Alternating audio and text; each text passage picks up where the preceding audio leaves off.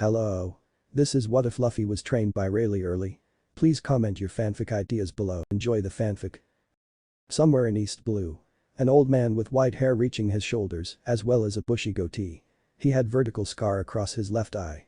He was wearing round wire-frame glasses, an orange shirt, tan shorts with black spots all over them, and sandals. He also has a sword on his side. He is currently resting in a small boat. Looking like an easy target for the many threats that inhabit these dangerous waters, from pirates to sea kings. But should anyone or anything attack this seemingly harmless old man, they would likely find themselves dead in a matter of seconds. This old man is none other than the legendary Dark King, Silver's Rayleigh. The first mate of the even more infamous Gold Roger, the Pirate King.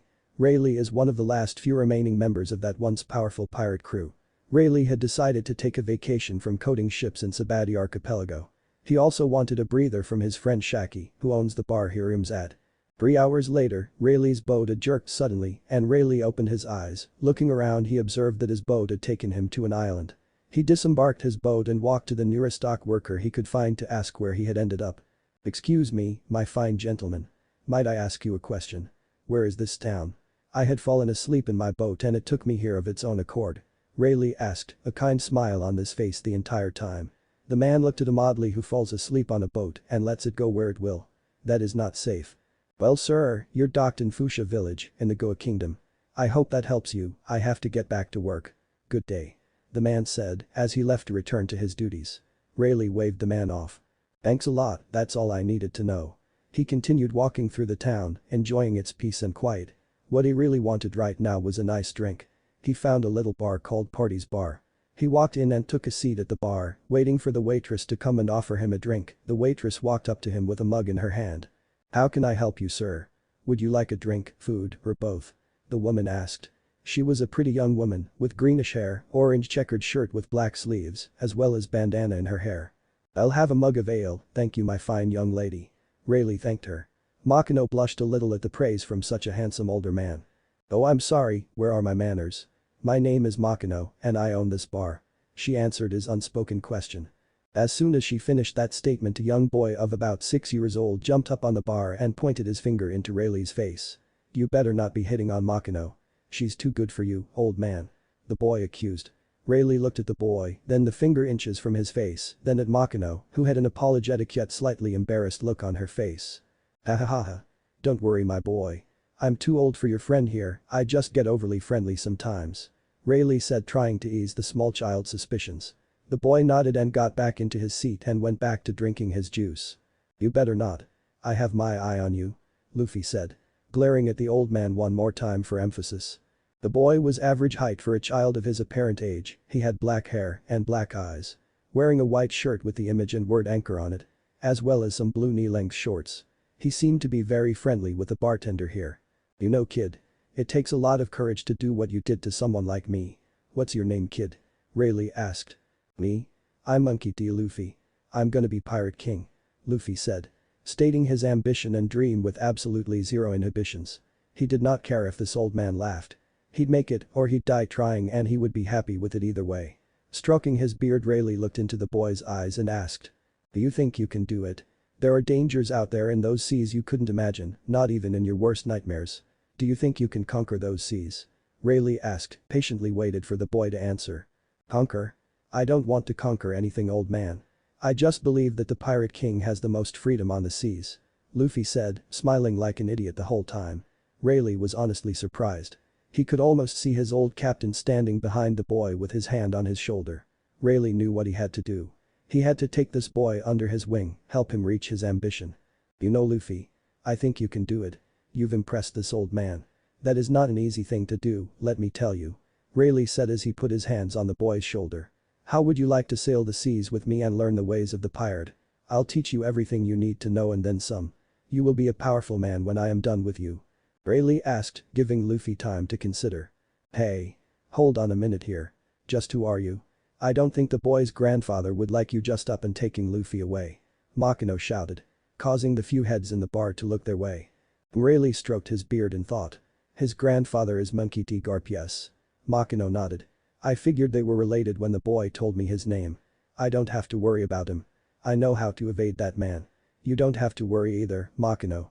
I just want to help the boy survive to reach his dream," How about it, Luffy, you want to go? Rayleigh asked Luffy again. Luffy looked from Rayleigh to Makino, then sat up and said, I'm sorry Makino, you know it's my dream to become a strong pirate. He can help me. I gotta go. Makino sighed. She knew she couldn't change the boy's mind when it was set, and she knew she couldn't physically stop this man from taking Luffy away. She doubted anyone here could. He seemed to have an aura about him that screamed power. And she did not want to test his patience. I suppose I have no choice. I can't win when Luffy has his mind set on something. You better keep him safe, old man. You hear me? Makino said. She knew it was a threat as empty as Rayleigh's current mug of ale. Don't worry Makino, I will protect him as if it were my own blood. This I swear to you, Rayleigh promised. Ready to go, Luffy? We can leave shortly. I just need to buy a bigger boat and supplies for the voyage. Rayleigh said, leading Luffy out the door. Luffy turned and waved goodbye to Makino the last time. Makino waved back, forcing a smile on her face. She would have to tell Garp about this, she thought to herself as she wiped her tears away.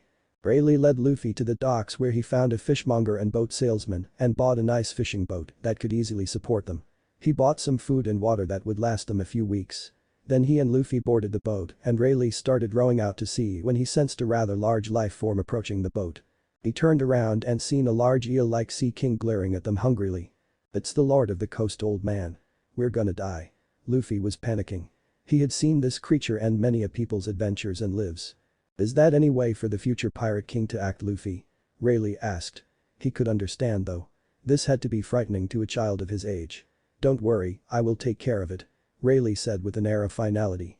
Rayleigh stood up and locked eyes with the beast. As it was about to attack, it suddenly felt an incredible sense of impending doom. Its pupils dilated and it dived back into the water with a haste Luffy had never before seen in the monster. What did you do, old man? How did you make it run away?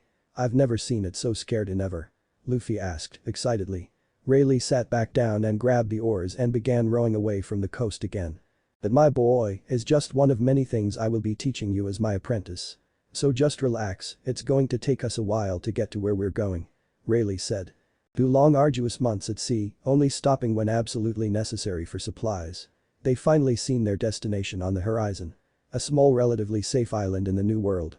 This island lies in red-haired Shank's turf, a Yonko that was almost like family to Rayleigh. So there should be no problems with him and his apprentice camping out here for the foreseeable future.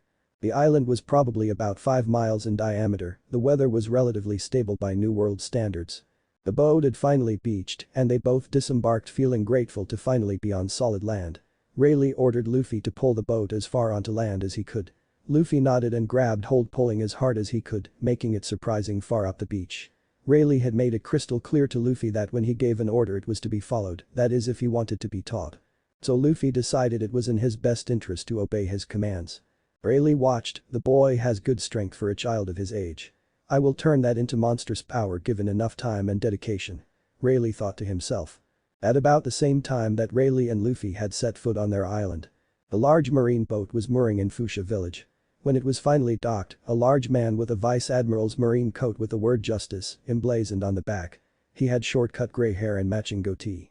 He had a visible scar down the left side of his face. He walked through town, nodding or waving at the locals. He found the place he was headed to and entered Makino's party's bar, taking a seat in front of the bar. He called her over. Makino? How are you doing?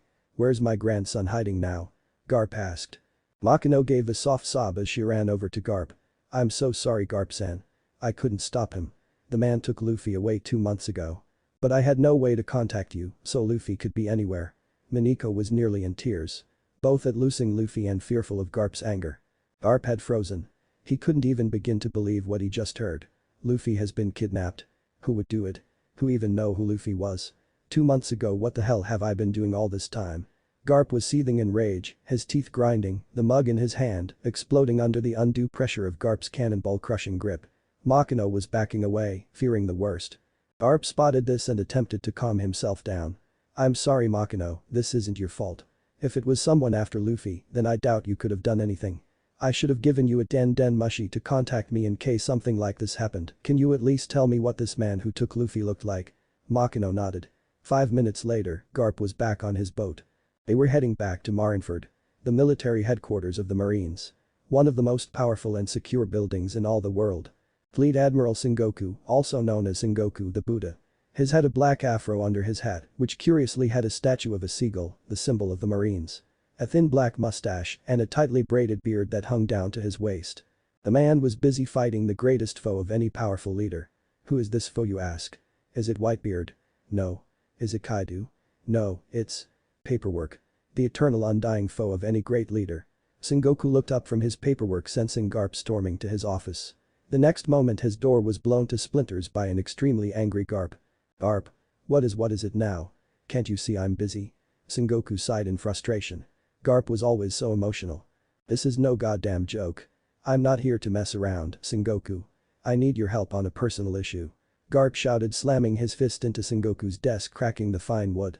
What's wrong, Garp? It seems important if you're this upset and actually want help on a personal issue. Sengoku asked, giving Garp his full attention. My grandson, Luffy. He's been kidnapped by the Dark King. That's what my damned problem is. Garp growled at Sengoku. Sengoku's eyes widened in shocked. This is bad indeed. How did Rayleigh even learn about your grandson? I mean, it's not exactly common knowledge where you had him hidden. I don't know, but it happened 2 months ago. What can I do at this point? Garp asked, sliding down into his seat. The stress finally getting to him. I guess I could order CP9 to look into it, they may be able to find him.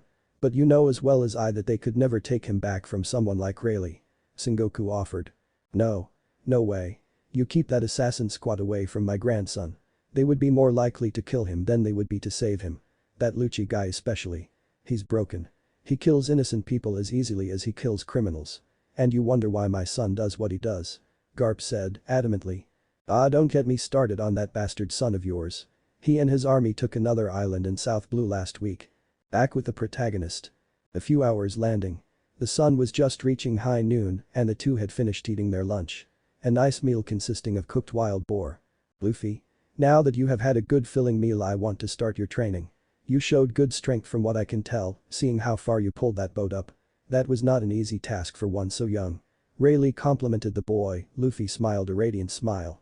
I'm going to start with physical training, since you are too young to actually learn any of the more advanced skills I have to teach you. Understand? Rayleigh asked. He wanted to make sure Luffy understands everything he teaches him before moving on with the next thing on the list. Sure, old man. I need to be stronger to learn your cool powers. Luffy answered the question. Rayleigh nodded with a bright smile on his face. Yes, you're exactly right, my boy. So we are going to start with endurance training. Get to running around this island. I want to see how long you can run before you have to stop. Rayleigh ordered.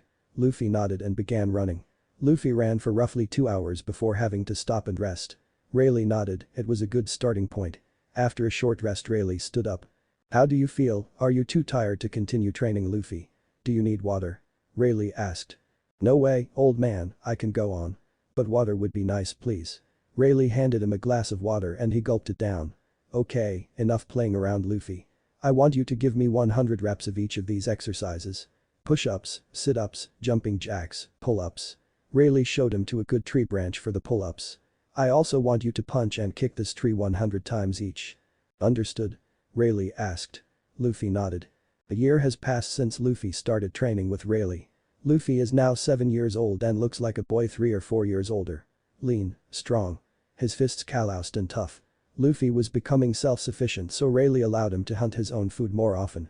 It was good practice for when he was out on his own. Rayleigh was standing on beach watching the ocean when he seen a large red and gold boat. It had a large Jolly Roger across its front sail. A skull with a red eye patch over its left eye. And 2 crossed sabers. What are we doing, Captain? This island's deserted. Why the sudden interest in this island? Ben Beckman asked his captain. Ben Beckman is the first mate of the Yonko, red-haired Shanks. Second in command of the Red Force and her crew. He has shoulder-length black hair worn in a ponytail. Wears a black shirt with green pants and a yellow sash around his waist. Has a long rifle on his waist as if it were a sword. If you look closely, you can see a boat there. I'm just curious who's calling one of our islands home. That is all. If they're not here to cause trouble, they can stay, hell, we may even party with them. Shanks answered.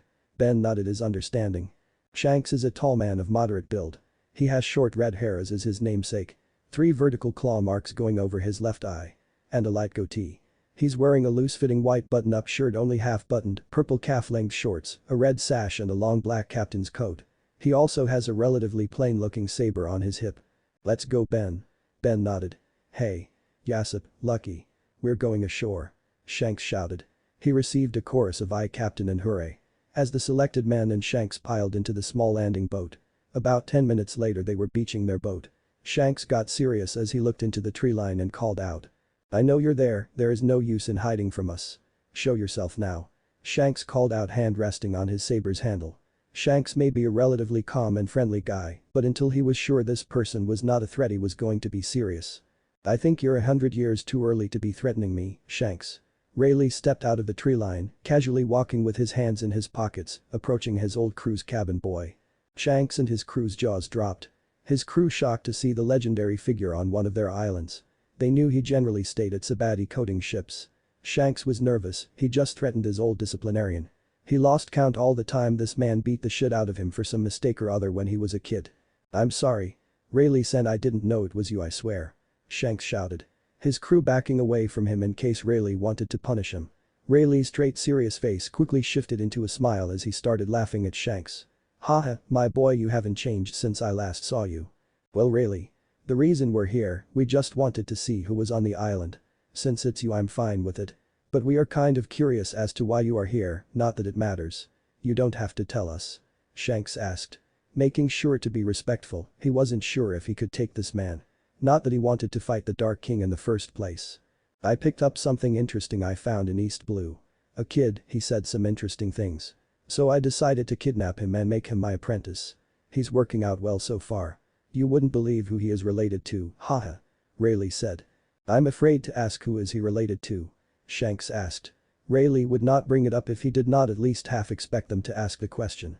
"The kid's name is Monkey D. Luffy. I'll let you figure it out." Rayleigh answered in a vague way, as if testing the man. Shanks and his crew only took a second to figure it out. I mean, who hasn't heard of the most wanted man in the world that goes double for Garp the Fist? They just stood there flabbergasted for a moment. Rayleigh laughing at their shock uproariously. Shanks came out of his shock and laughed. "Dahahaha. You know how to pick 'em, don't you, Rayleigh-san? How about we throw a party on the Red Force? It'll be fun, I'm sure the rest of the crew would love to meet Luffy." Rayleigh did not even need to consider it. This is exactly what Luffy needs. He's been training hard for a year. A little rest is good for the spirit. "Sure, I think Luffy would like that a lot. Just don't tell him about his father. He knows about his grandfather, but let's not talk about that either. I'll go collect my protege. See you on your ship soon," Rayleigh said as he walked back into the tree line. A grand party was being held on the Red Force, pirates getting drunk and gorging on food. People dancing and generally having a great time. Luffy was telling some people about his training. They would tell him some of their adventures. Yassip in particular would tell him about his son he had to leave behind in East Blue. Luffy promised that when he started building his crew, he would make sure to head to Syrup Village and try to recruit the boy. Yassip couldn't even put into words how happy that made him. Luffy decided to look around a little. He went to the bar, remembering Makino's place. He saw a weird-looking purple fruit in a box on the bar. He heard his stomach growl at the sight, so he climbed up on the stool and took the fruit in hand, taking a large bite out of it. He immediately began gagging and trying to spit the vile-tasting fruit out of his mouth. "Ah! What is this?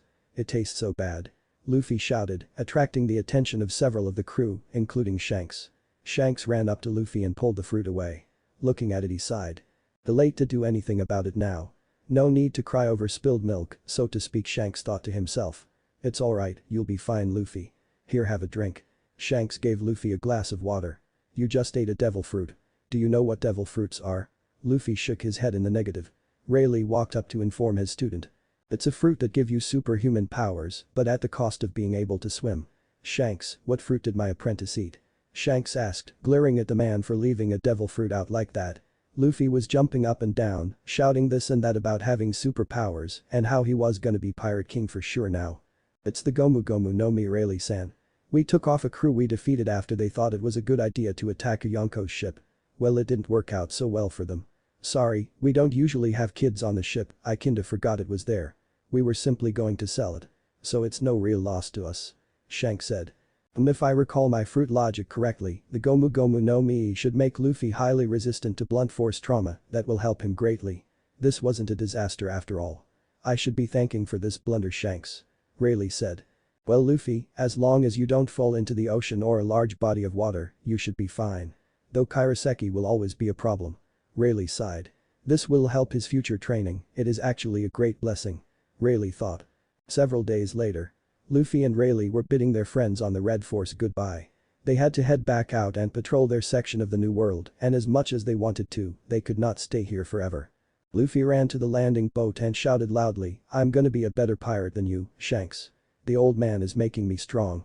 I'll go out and get a crew and we will beat your crew to one piece. I'm going to be Pirate King. Just you watch me." Luffy caught his breath after that long tirade. Shanks laughed, "Going to beat us, are you? You know, kid. You just might."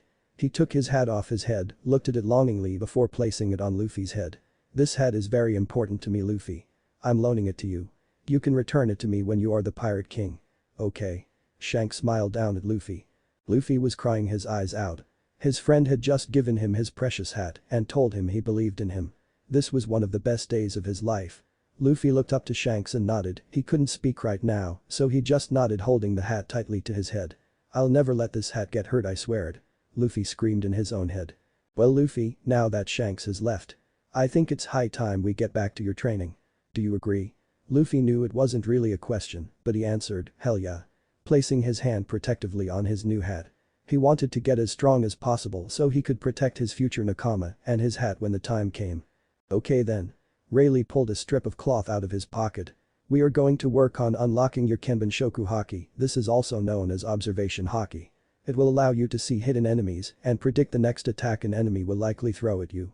It is extremely useful in combat." Luffy was really excited about this mystery power. "Okay. Old man, what do I gotta do?" he asked, excitedly. Rayleigh stepped up to Luffy and put the blindfold over his eyes. Luffy couldn't see a thing, no light at all traveled through the blindfold. "Take a seat on the ground. Now I want you to relax your mind, ignore all the distractions and just remain calm. I know it's hard for you, as excitable as you are. But you must learn to do this if you are going to awaken your observation haki," Rayleigh said. Luffy nodded and did his best to relax and open his mind to the world around him. 2 months have passed. Luffy was gradually getting better. He did not stop his physical training at all. He just did his observation training at night a couple hours before bed. Recently he felt his first trigger of observation haki. Now we see Luffy once more blindfolded and Rayleigh throwing small pebbles at him. Most of the time he would hit him. But Luffy was starting to evade the objects more regularly. It was a work in progress. But Rayleigh was happy with Luffy's progress. 6 months have passed and now Luffy was 8 years old. Rayleigh had deemed his observation haki a suitable level to move on to his armament haki. So he called the boy over. "Luffy, come here boy. It's time we moved on to the next phase of your training. The Busoshoku haki, it is also called armament haki. With this ability you can coat any part of or your entire body in an invisible armor. It will protect you from most damage, including your weakness to blades. It will also increase the damage output of your attacks. Be they fists, feet or weapon. There is one more key feature regarding this particular haki." Luffy was giving Rayleigh his complete attention when Rayleigh flicked him in the forehead, knocking him to the ground where he rolled around crying in pain. "What the hell, old man? How did that hurt so bad? I'm rubber, that shouldn't have hurt me," Luffy shouted angrily. Rayleigh just laughed at his pain. "That's because I used a small amount of armament haki in my finger when I hit you. It bypassed your devil fruit power and affected you as if you were a normal human. This is the most important aspect of armament haki. It will allow your attacks to hurt devil fruit users as though they were normal humans. Understand?" Rayleigh asked. "Yes, I get it. Did you have to use it on me though? That hurt so bad," Luffy whined. "You won't be forgetting it, will you?" "Shut up, you sound like a baby," Rayleigh chided. "You are going to learn this ability by brute force. See this boulder?" Rayleigh was standing next to a rather large boulder. "Yeah. I see it, old man. What do you want me to do?" Luffy asked. "Simple.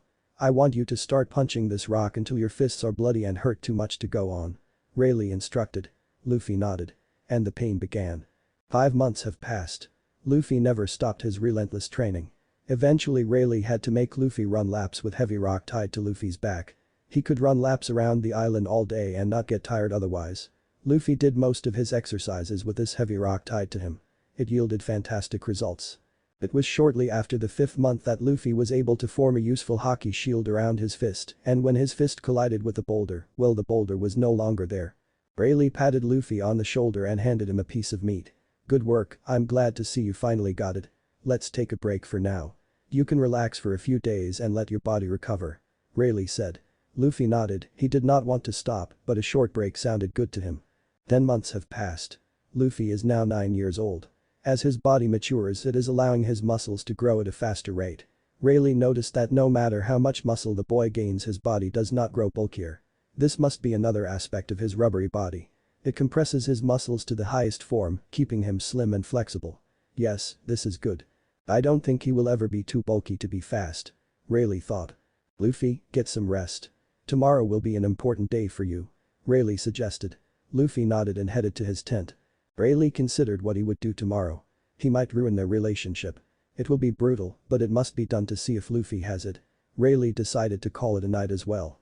The next day, after Rayleigh and Luffy awoke, Luffy and Rayleigh were locked in a life and death spar. Well, life and death for Luffy, no more than a light warm-up for Rayleigh. Luffy's right arm was broken, hanging limply at his side. His left eye swollen shut. Head bleeding from a scalp laceration. Luffy's vision was fading in and out. Rayleigh had him by the throat with one hand. Is this the best you got, boy? All that time training you? And this is all you had to show for it? I've wasted my time. You're such a disappointment. Rayleigh was releasing small amounts of Hashoku haki, hoping to spark something in the Luffy's psyche. If this is truly the best you got, then I guess I'll just end your adventure right now. Rayleigh began to squeeze on his throat harder, eyes locked on Luffy's. No. This can't be it. I refuse to lose. I gotta be Pirate King. I promised Shanks. I refuse to go down. Let go of me now. Luffy unconsciously released an enormously potent wave of Conqueror's haki. It actually startled Rayleigh to a small extent. Not that it was stronger than his, but still Luffy was young, his spirit had unlimited potential for growth. Amazing. That is stronger than some pirate sailing the new world could ever hope to produce. I know how to pick them indeed, Shanks. I think you go some competition in the future. Rayleigh thought as he carried the boy back to camp. He had knocked himself out from overexertion. 10 years have passed since we last seen our rubbery protagonist. The training has been hard. It has been grueling. Sometimes he wondered if it was all worth it. But when he was finally able to get a shocked look out of Rayleigh during a spar 2 years ago, he realized it was indeed all worth it. Their relationship took a small hit after the spar that helped awaken Luffy's Conqueror's haki. Rayleigh understood. He had to hurt Luffy and put the fear of death into him, one of the best ways to unlock the rarest haki. But Luffy could never hold a grudge for long. Especially not on his beloved teacher, his grandfather figure. Taking the place of Garp in his mind since he had not seen the man in many years. Rayleigh did not intend to do this, he had great respect for Garp. He was one of the rare good and honorable Marines. But he had sensed a greatness in Luffy that just could not be ignored. Rayleigh taught Luffy more than simply haki and its control. He had fought with many a Marine in his life. He learned through observation their most cherished and secret techniques. He taught these skills to Luffy as well. First was the Soru, which allows the user to move at great speeds for both attack and evasion. Luffy's rubbery body allowed him to excel at this technique, taking it to new heights. The second of the Rocky Shiki techniques he taught Luffy was known as the Geppo or Moonwalk. It allows the user to walk upon the air as if it were solid ground. Rayleigh knew this technique was handy in all kinds of situations. Not all involving combat. Sometimes jumping out of a woman's bedroom when her husband was coming home can be unpleasant. But this technique makes it so much easier. The last technique of the Rocky Shiki that Rayleigh deemed useful to Luffy was the Rankyaku. This technique allows the user to kick the air with such force and speed that it flings an air blade. The air blade is capable of cutting stone and human as easily as butter when performed correctly. There were many times when Shanks came back to see Rayleigh for something or other, or just to see Luffy teach him a few things himself. Shortly before Luffy would turn 17, Shanks visited for the last time. Giving Luffy a saber that resembled his own blade. It was not a named sword, mind you, but just a high-quality blade that would help Luffy on his quest to be the Pirate King. Roughly a month prior. You have grown into a strong and good man, Luffy. I am honored to have taught you what little I could in these 12 years. You soaked up what I taught you like a sponge. I could never find a better student again if I tried. But I think I'm done teaching for a while. I'm gonna head back to Sabati for now. Why don't we catch up when you and your crew are ready to sail the new world? Rayleigh said, a lone tear sliding down his face. Luffy was bowing before Rayleigh. Thank you, old man, I owe you everything. I can do what I need to do to protect my Nakama thanks to you, and Shanks as well. If you see him again, can you give him my thanks? Luffy asked. Rayleigh smiled and nodded. No further words were needed as Rayleigh got into his own boat and rowed off towards paradise. Somewhere in East Blue. A young man with short black hair. He was wearing a red buttoned-up vest, blue shorts with white cuffs at the bottom, and sandals. He has a sword on his side. He is currently napping on his small one-man boat. Looking like an easy target for any threats that roam these dangerous waters, from pirates to sea kings. But should anyone or anything attack this seemingly harmless young man, they would likely find themselves dead in a matter of seconds. This young man is none other than Monkey D. Luffy. Future Pirate King, former apprentice to the Dark King Silver's Rayleigh. The first mate of the Pirate King. As Luffy drifted, his boat bumped into the side of a large luxury cruise liner that was being sacked by pirates. Luffy's attention was piqued at this. He decided it might be fun to have a fight with actual hostile pirates. All those spars with Shanks and Rayleigh don't really count. Except that one. Well, he would never really forget that one, he supposed. Luffy jumped onto the deck of the pirate ship. He took in his surroundings. The ship was ugly as hell. Pink, with hearts everywhere. There was a giant duck's head for the figurehead. Finally, he spotted a man who was talking to a woman. He approached but stopped when the woman rang his bell, so to speak. Being a rubber man meant it wouldn't hurt him, but even he had to cringe a little in sympathy pain. Luffy approached the woman. The woman had short orange hair and was dressed in a white t-shirt with blue horizontal strips, similar to a marine shirt, and a short orange skirt that reaches somewhere short of the mid-thigh, and expensive-looking high heels. "Hey, what's up with you? You aren't betraying your nakama, are you?" Luffy asked. The woman nearly jumped out of her skin. She hesitantly turned around to see who was behind her. She found a young man slightly over 5.5 feet tall. He did not look threatening at all, though he did look strong. "No.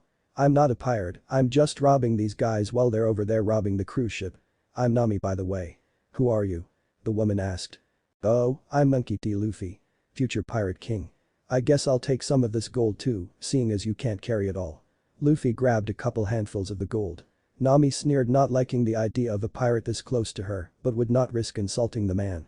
Her line of work was dangerous enough, no need adding meaningless danger. So she simply nodded and went back to her own pilfering. Luffy dropped his liberated loot into his boat. Just as he finished that, he sensed the pirates all coming back to their boat. He also sensed that the woman had made her get away clean.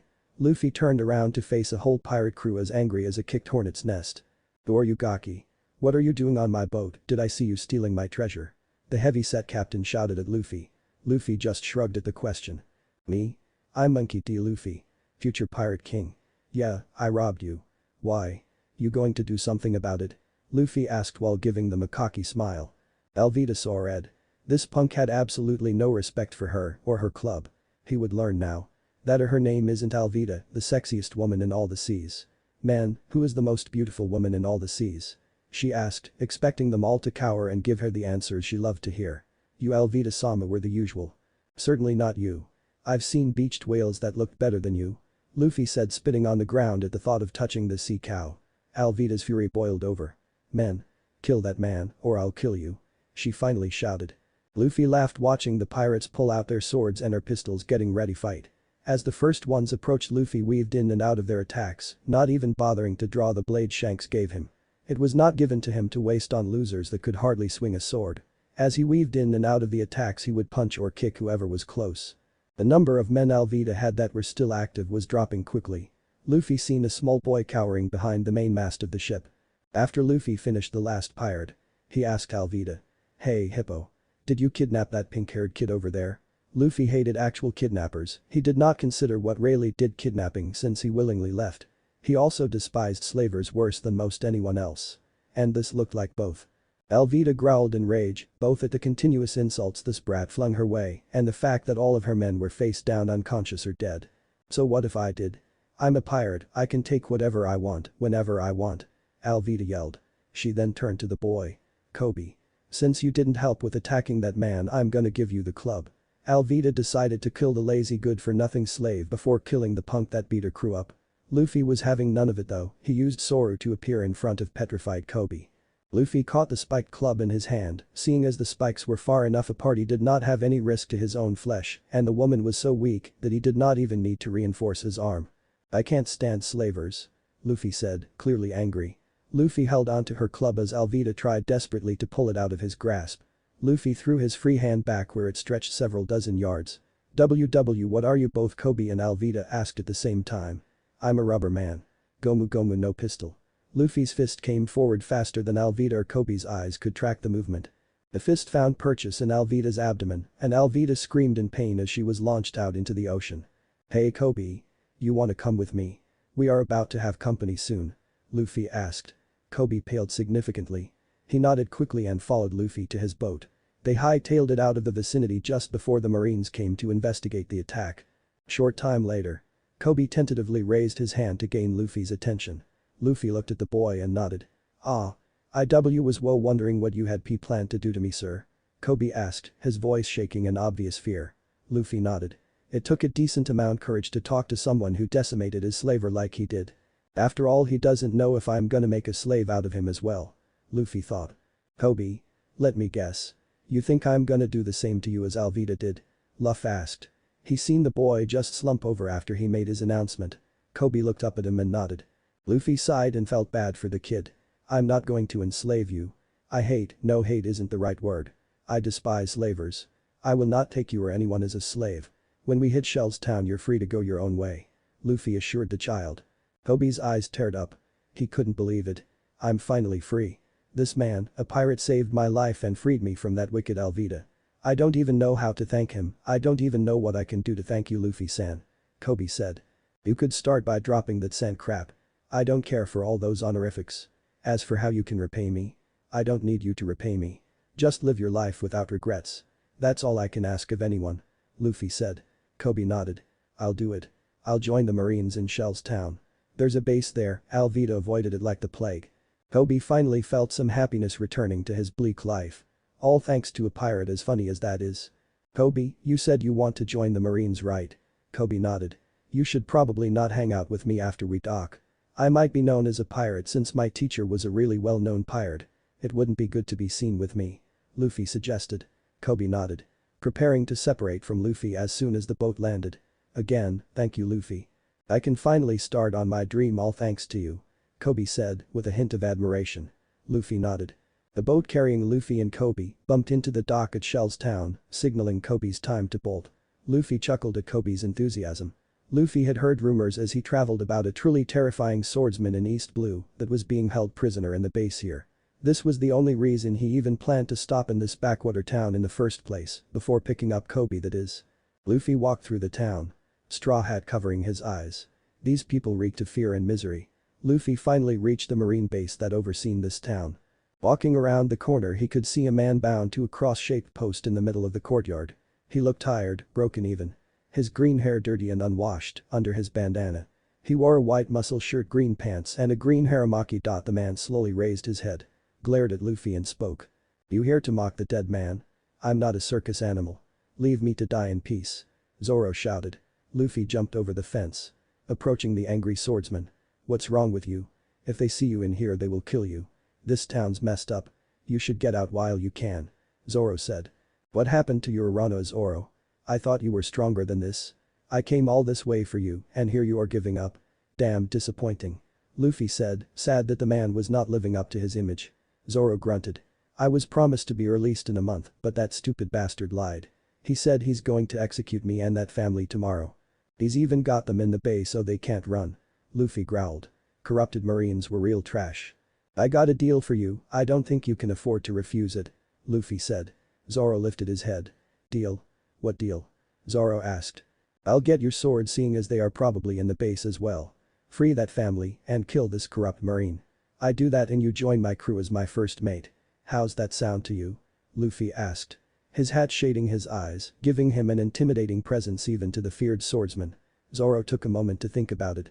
I'll die if I don't take this deal. If I die, then I failed my word on Kuina's sword. I refuse to break my word. Zoro nodded. I accept. I have 3 swords, but the only one that matters to me is the white one. If you can't get the white one, I really don't care if I die here. Luffy nodded back. They would shake hands when the deal was finalized. Luffy walked to the marine base at a casual pace. Luffy entered the facility and found a lone marine on cleanup duty. He was able to sneak up on him, grab him by the throat. Listen, Marine. Where are Zoro's swords? Luffy asked. He loosed his grip on the panicking Marine's throat. They are in Helmeppo-sama's room. 3rd floor, it's the pink door. Thank you, Luffy said as he slammed the man's head into the wall, knocking him out. Luffy made his way up to the 3rd floor, using his observation haki to avoid the patrols. He found the room and kicked the door in. On the bed in the room was the girliest man Luffy had ever seen. The man jumped up and shrieked in effeminate fashion. "Ahhh. Who are you? What are you doing in my room?" the girly man asked. Luffy just gave him a healthy dose of Conqueror's haki. The girly man fell back onto his bed, out cold for the foreseeable future. Luffy found the swords on a desk, obviously being used as a trophy. It disgusted him that a man's swords, his livelihood, would be disrespected like this. He collected the blades and put them in his belt next to his saber. Luffy was now looking for a marine. They seemed far and few between in this base. Luffy eventually found a marine that appeared to be in a rush to get upstairs. Luffy grabbed him and pulled him aside. "No. Whatever you want, I can't help. I gotta get to the roof and help with Morgan's statue, he'll kill me if I'm late." The man screamed in obvious panic. Luffy slapped him upside his head, returning the man to a more normal state. "I need to know where the prisoners are being held. Not Zoro, but the family you guys are planning to execute. Tell me now." Luffy angrily shouted, leaking haki, just enough to make his threat more potent. "They are in the basement. All the holding cells are in the basement. I swear. Please don't kill me. I got a family." The marine begged. "The family excuses it. Well, I wasn't going to kill you either way," Luffy said as he punched him in the head, knocking him out. Luffy made his way to the basement and found the family there. A mother and daughter. The older woman pulled the smaller one into the corner with her looking frightened at the newcomer. The older woman of average height with soft brown hair and a curvy body. She looked tired and depressed. Understandable, Luffy would assume under these circumstances. The young girl looked to be about 6 or 7.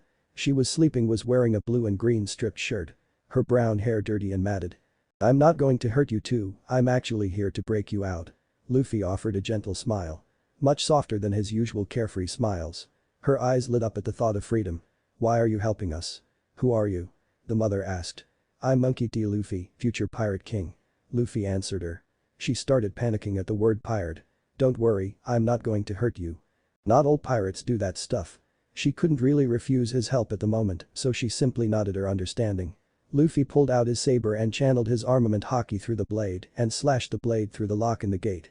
The lock stood no chance against the haki-enhanced blade, and it was sliced cleanly into 2 pieces.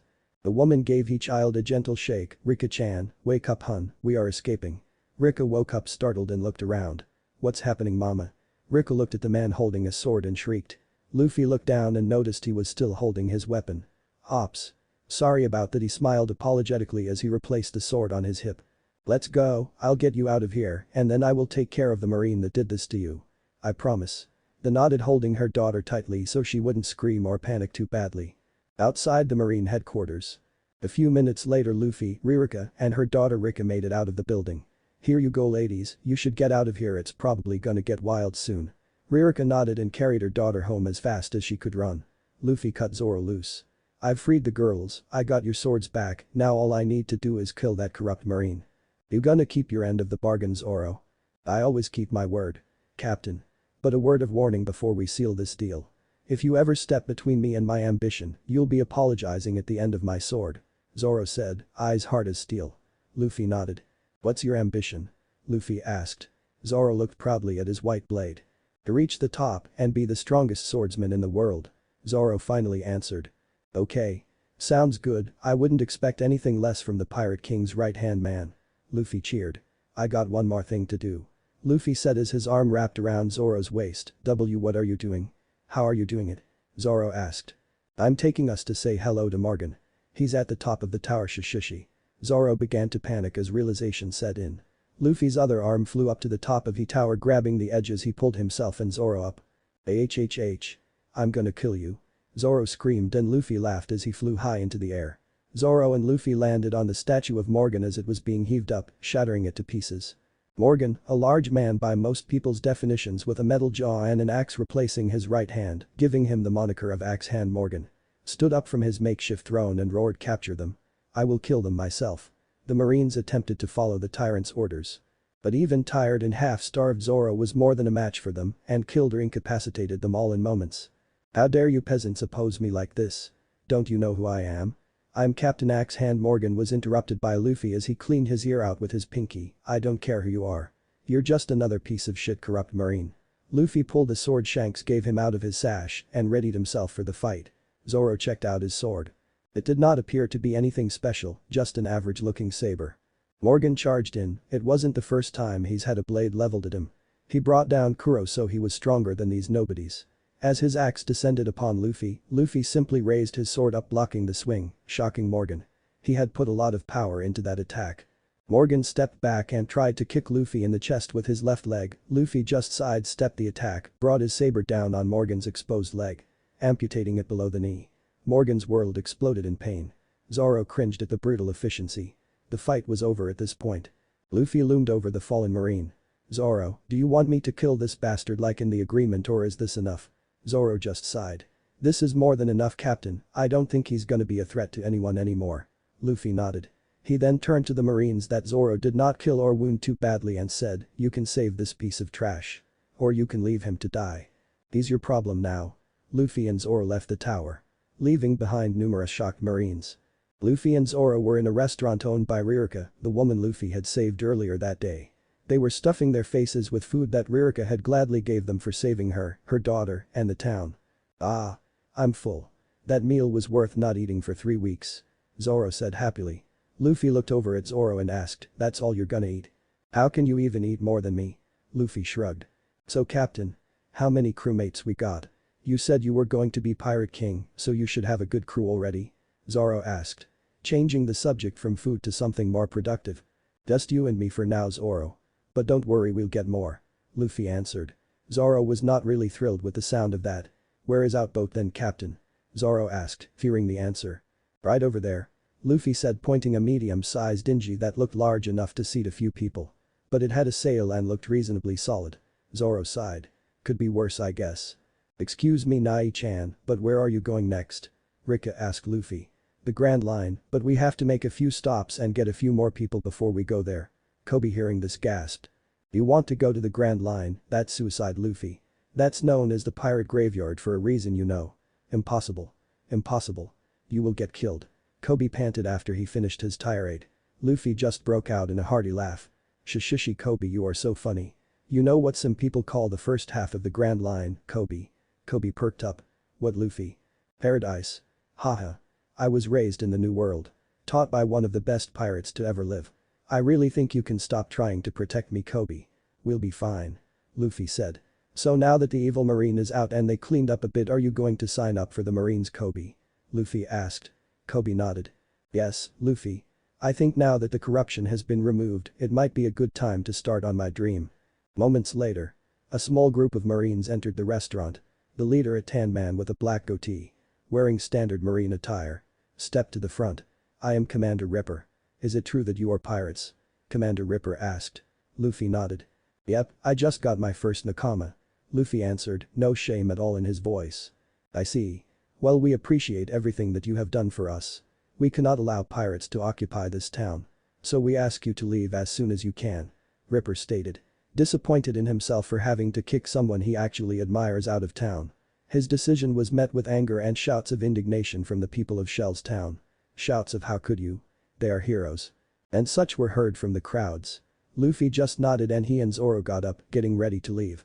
"Hey, isn't he with you?" Ripper asked, pointing at Kobe, who was sitting at the table. Luffy just looked at him like he asked a stupid question. "Him? I just met him in town when I docked. He has nothing to do with me being a pirate." "What even gave you that idea, Marine?" Luffy asked, glaring at Ripper and channeling a small amount of his Hashoku haki at him. The man broke out in a nervous sweat and nodded his understanding. Luffy and Zoro had boarded their boat, a place they would be calling home for a while, and were sailing off into the horizon when they heard shouts coming from the town. They looked back and seen a large assortment of Marines and civilians. Even little Kobe was in a Marine outfit. "Luffy? Thank you. Thank you for everything," Kobe said as he waved at them parting pirates. "Men. What I am about to ask of you is completely ridiculous and voluntary, but I ask it anyways." Marine salute. And all the Marines saluted the two pirates that were getting farther away. Marines, saluting pirates. Never thought I'd see that in my life. Zoro laughed. As for Kobe, I mean Django got into two Marines when he was a high-ranking and very willing pirate. I can't see them having too much trouble with a child was forced to be a pirate slave. A few hours after the two sailed away from Shell's town, Zoro was thinking about Luffy's brutal swordsmanship in the fight with Morgan, if you could even call that a fight to begin with. "Captain? Are you a swordsman as well? It might be nice to have a sparring partner while we sail," Zoro asked. Luffy just shook his head. "Nope, I just use the sword from time to time. It was a gift from a good friend, so I like to use it," Luffy answered. Zoro nodded. "Who gave it to you, if you don't mind me asking?" Zoro asked. Luffy thought about it. "He's my nakama, so why not? No secrets between nakama." And in a quick boisterous tone, "Shanks. He gave it to me along with my hat." Zoro's jaw dropped. "Shanks? The Yonko? How does this kid know some big shot like that? Zoro thought. Is he who trained you to be as strong as you are now? It makes sense if he is. Zoro asked. Shanks? No. He taught me some things, but the man who raised me and taught me everything I know is Rayleigh. Luffy answered. Not really putting any importance on the name.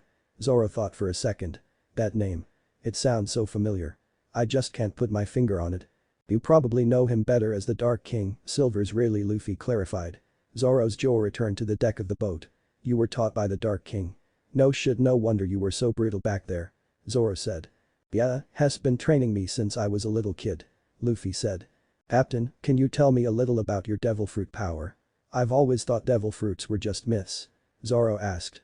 Luffy nodded. Sure, I guess. When I was 6 I accidentally ate this devil fruit that Shanks was gonna sell. It was the Gomu Gomu no Mi. It turned me into a rubber man. Now I can't swim. Shanks told me there are some that give you the power to change into an animal. The rare ones can make your body become ice or fire. Other things like that. Luffy told him. Zoro nodded. He kinda understood. Elsewhere on the seas there was a small boat that had 3 pirates aboard. They spotted an even smaller boat with a woman in it. She looked weak and helpless. Perfect. The men thought. They did like their woman unable to fight back. As their boat pulled to the side of the woman's boat she looked up. It was Nami. She smiled. Water please. I haven't drank anything in days.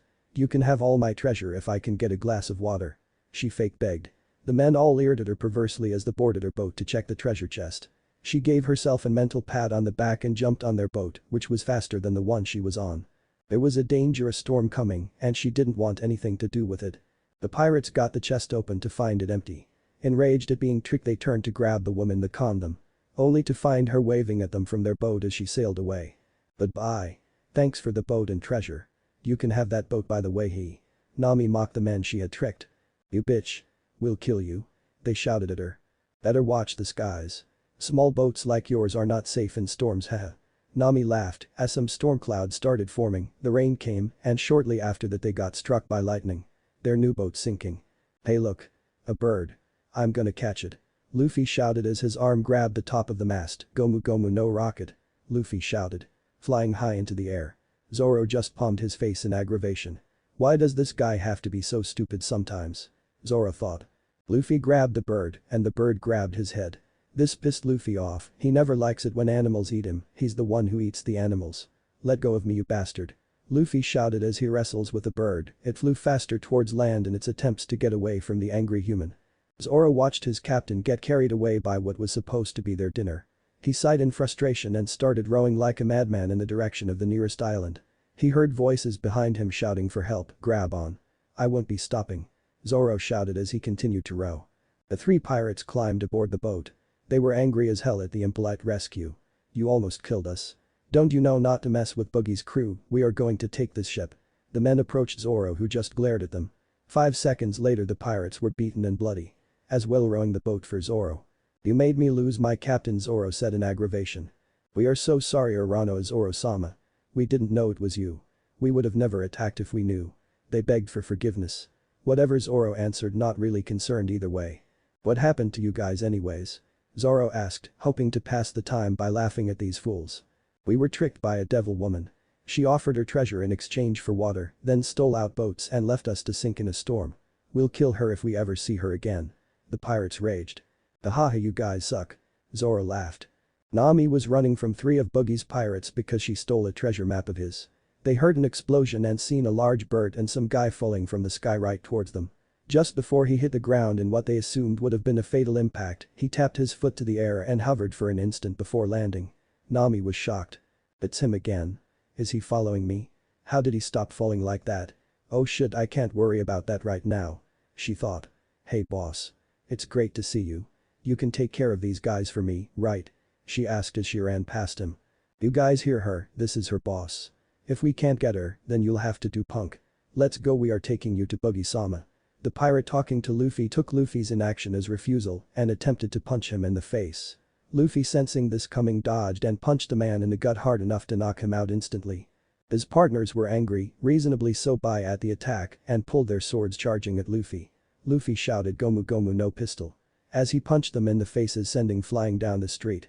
Nami had just peeked over the roof to see if the fall guy she set up was actually dead. She was shocked to see that the fight was over and the strange boy was the winner. She noticed that he was waving at her. "Come down. It's alright. Those guys aren't gonna be getting up for a while." He called to her. She nodded and climbed down. "Nami, right. Why were you being chased by those pirates? Did you steal something of theirs?" Luffy asked. She nodded. "Yep, I stole a treasure map from Buggy. But I was caught so I had to run. Now stealing their treasure will be impossible." Nami pouted. "Did you say Buggy?" "Shishishi. I know about Buggy." Luffy laughed. Nami looked at Luffy like he had grown another head. "What does someone like you know about someone like Buggy? You don't seem like anything special to me." Nami asked. Luffy pouted. "That wasn't very nice, Nami. One of my good friends was crewed with Buggy." Nami just stared at Luffy for a moment. "You know he's one of the most notorious pirates in East Blue, right?" Nami asked. Luffy nodded. "Is he? So what though? This is East Blue. Doesn't take too much to be infamous here in the weakest sea." Luffy chuckled. "How about this, we work together to rob Buggy blind. I'll give you a good cut." Nami thought about it for a second. "This pirate doesn't seem as bad as most I've had to deal with." She nodded. "Okay, as long as there's money in it for me, we can work together," Nami said. "But was thinking I can always steal his cut later and double my profit." A while before Luffy and Nami made their deal, Zoro and his new friends were landing at the island. When they hit the dock, the pirates tried to run to tell Buggy about the pirate hunter Roronoa Zoro being on the island, but they did not get very far before Zoro took them out. Zoro decided to look for Luffy by simply walking through town. A terrifying thought, I know. He did eventually come across two unconscious men in the road. "This looks like Luffy's work," Zoro thought out loud. Zoro heard a familiar voice behind him. He turned around and found his captain running up to him with a woman. "Hey Zoro. Where you been?" Luffy asked, as if it wasn't the stupidest question in the world. "Baka. I was looking for you. You got caught by that bird I had to row to town. 3 pirates tried to take my boat because some woman stole theirs." Luffy was laughing while Nami just giggled a little. "Sorry, that was me," Nami said, though she did not sound very apologetic about it. Zoro glanced at her. Nami becoming nervous under his gaze. "This is the infamous Roronoa Zoro after all. You a navigator, Nami-san? The men that you robbed told me an interesting story." Zoro asked. She smiled brightly and nodded. "Best damn navigator you'll find in East Blue," she exclaimed. "You should get her to join the crew, captain. We will need a navigator soon," Zoro said. Nami looked disgusted at the idea. "We agreed to work together to rob Buggy. Of course after I kick his ass," Luffy said. "Oh, we're gonna fight. Good. I was getting bored," Zoro said. Nami was listening to these two idiots talk about doing incredibly stupid dangerous things as though they were something they did every day. Like it was no big deal to start a fight with a crew as infamous as the Buggy Pirates. "These guys are going to get me killed at this rate," she sobbed in her head. An old man looking to be somewhere in his 60s with bushy gray hair, wearing an orange striped shirt under cheap homemade wooden armor and black shorts, was making his way to Buggy's headquarters at the town's pub. "What are you kids doing here?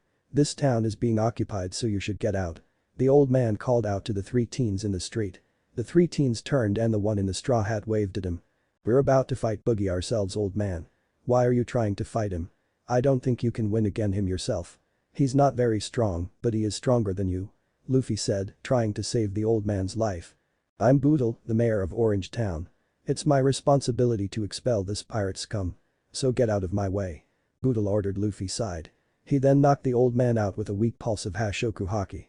Nami saw the man's eyes roll back in his skull and Luffy ran up catching him. Not wanting to cause the old man more harm than he already did. "What did you do to him? How could you hurt that old man? Damned pirates," Nami shouted. Luffy just looked at her annoyed slightly. "He was going to get himself killed, so I just put him to sleep. He's fine," Luffy said as he placed the old man on a porch next to a little white dog. It barked at him but did not leave its pet store. "Captain, how did you do that to the old man anyways? You didn't even touch him?" Zoro asked. "It's a mystery power called Haki. I'll tell you about it after we beat Buggy." "Alright," Luffy finally answered. Zoro nodded. Luffy, Zoro, and Nami continued their walk to Buggy's location. On the roof of a large bar that the Buggy Pirates have converted into a base of sorts. "So you are telling me you lost a thief? How worthless are you people? Sometimes I wonder why I keep you around," Buggy shouted at his useless subordinates. "But Captain sir, the thief's boss was super strong. He knocked us out easy." "He may be as strong as you are," the foolish man said. Buggy's eye twitched. His ego not allowing him to believe that anyone in the pathetic East Blue could be nearly as strong as him. He ended the life of the fool seconds after he completed that careless statement. Someone. Find that map or I'll kill all of you and recruit a whole new crew. Buggy ordered. His men were about to scramble when they heard the most taboo words being shouted from in front of the bar. Hey big nose. Get out here so I can beat your ass. Luffy shouted. Buggy became livid. No one used that name in his presence and lived to tell the tale. Kill him. Fire the buggy ball. I want him dead. Buggy's rage was palpable. Buggy's pirates loaded the cannon with a buggy ball and pointed it at Luffy. Nami and Zoro were in different degrees of panic. Zoro just looked a little nervous. He knew his captain was a monster. Nami on the other hand was running back and forth in full-blown panic mode. What are we gonna do? He's gonna kill us all. Nami screamed. The burning wick in the cannon finally hit the powder and it fired.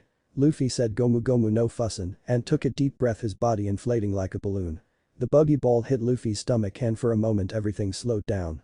Buggy's eyes widened upon realization the situation has gone sideways. He's gonna throw it back. He's gonna throw the buggy ball back at us. Just as he finished that statement, the buggy ball flew back and exploded the top of the bar. What are you? Explain yourself clearly to me now, Nami said, confused by how a man could do what Luffy just did. Luffy just laughed. I ate the gomu gomu no mi, I'm a rubber man. See? As he pulled his cheeks, stretching them longer than any normal human should be able to. Don't scare people like that, Luffy. Zoro said, casually walking back to his captain's side. When the smoke cleared, only 3 figures could be seen standing. Buggy, who was holding 2 of his crewmates in front of him as shields, Kabaji, the second mate of Buggy holding a giant lion in front of himself. The lion was out cold. Lastly, the first mate Moji, who was also holding a fellow Buggy pirate.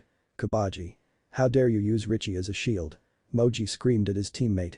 Captain. He has a devil fruit power like you. Some of the remaining Buggy crew members shouted, nearly hysterical in fear. This is a big embarrassment, Buggy-sama. We can't let this slide, Captain. Kabaji stated. Dropping the lion to the side. Buggy agreed. Yes, I'm so mad right now that words escape me. Kabaji, you take Zoro, I'll take the rubber bastard. Moji. You take the woman. Buggy commanded.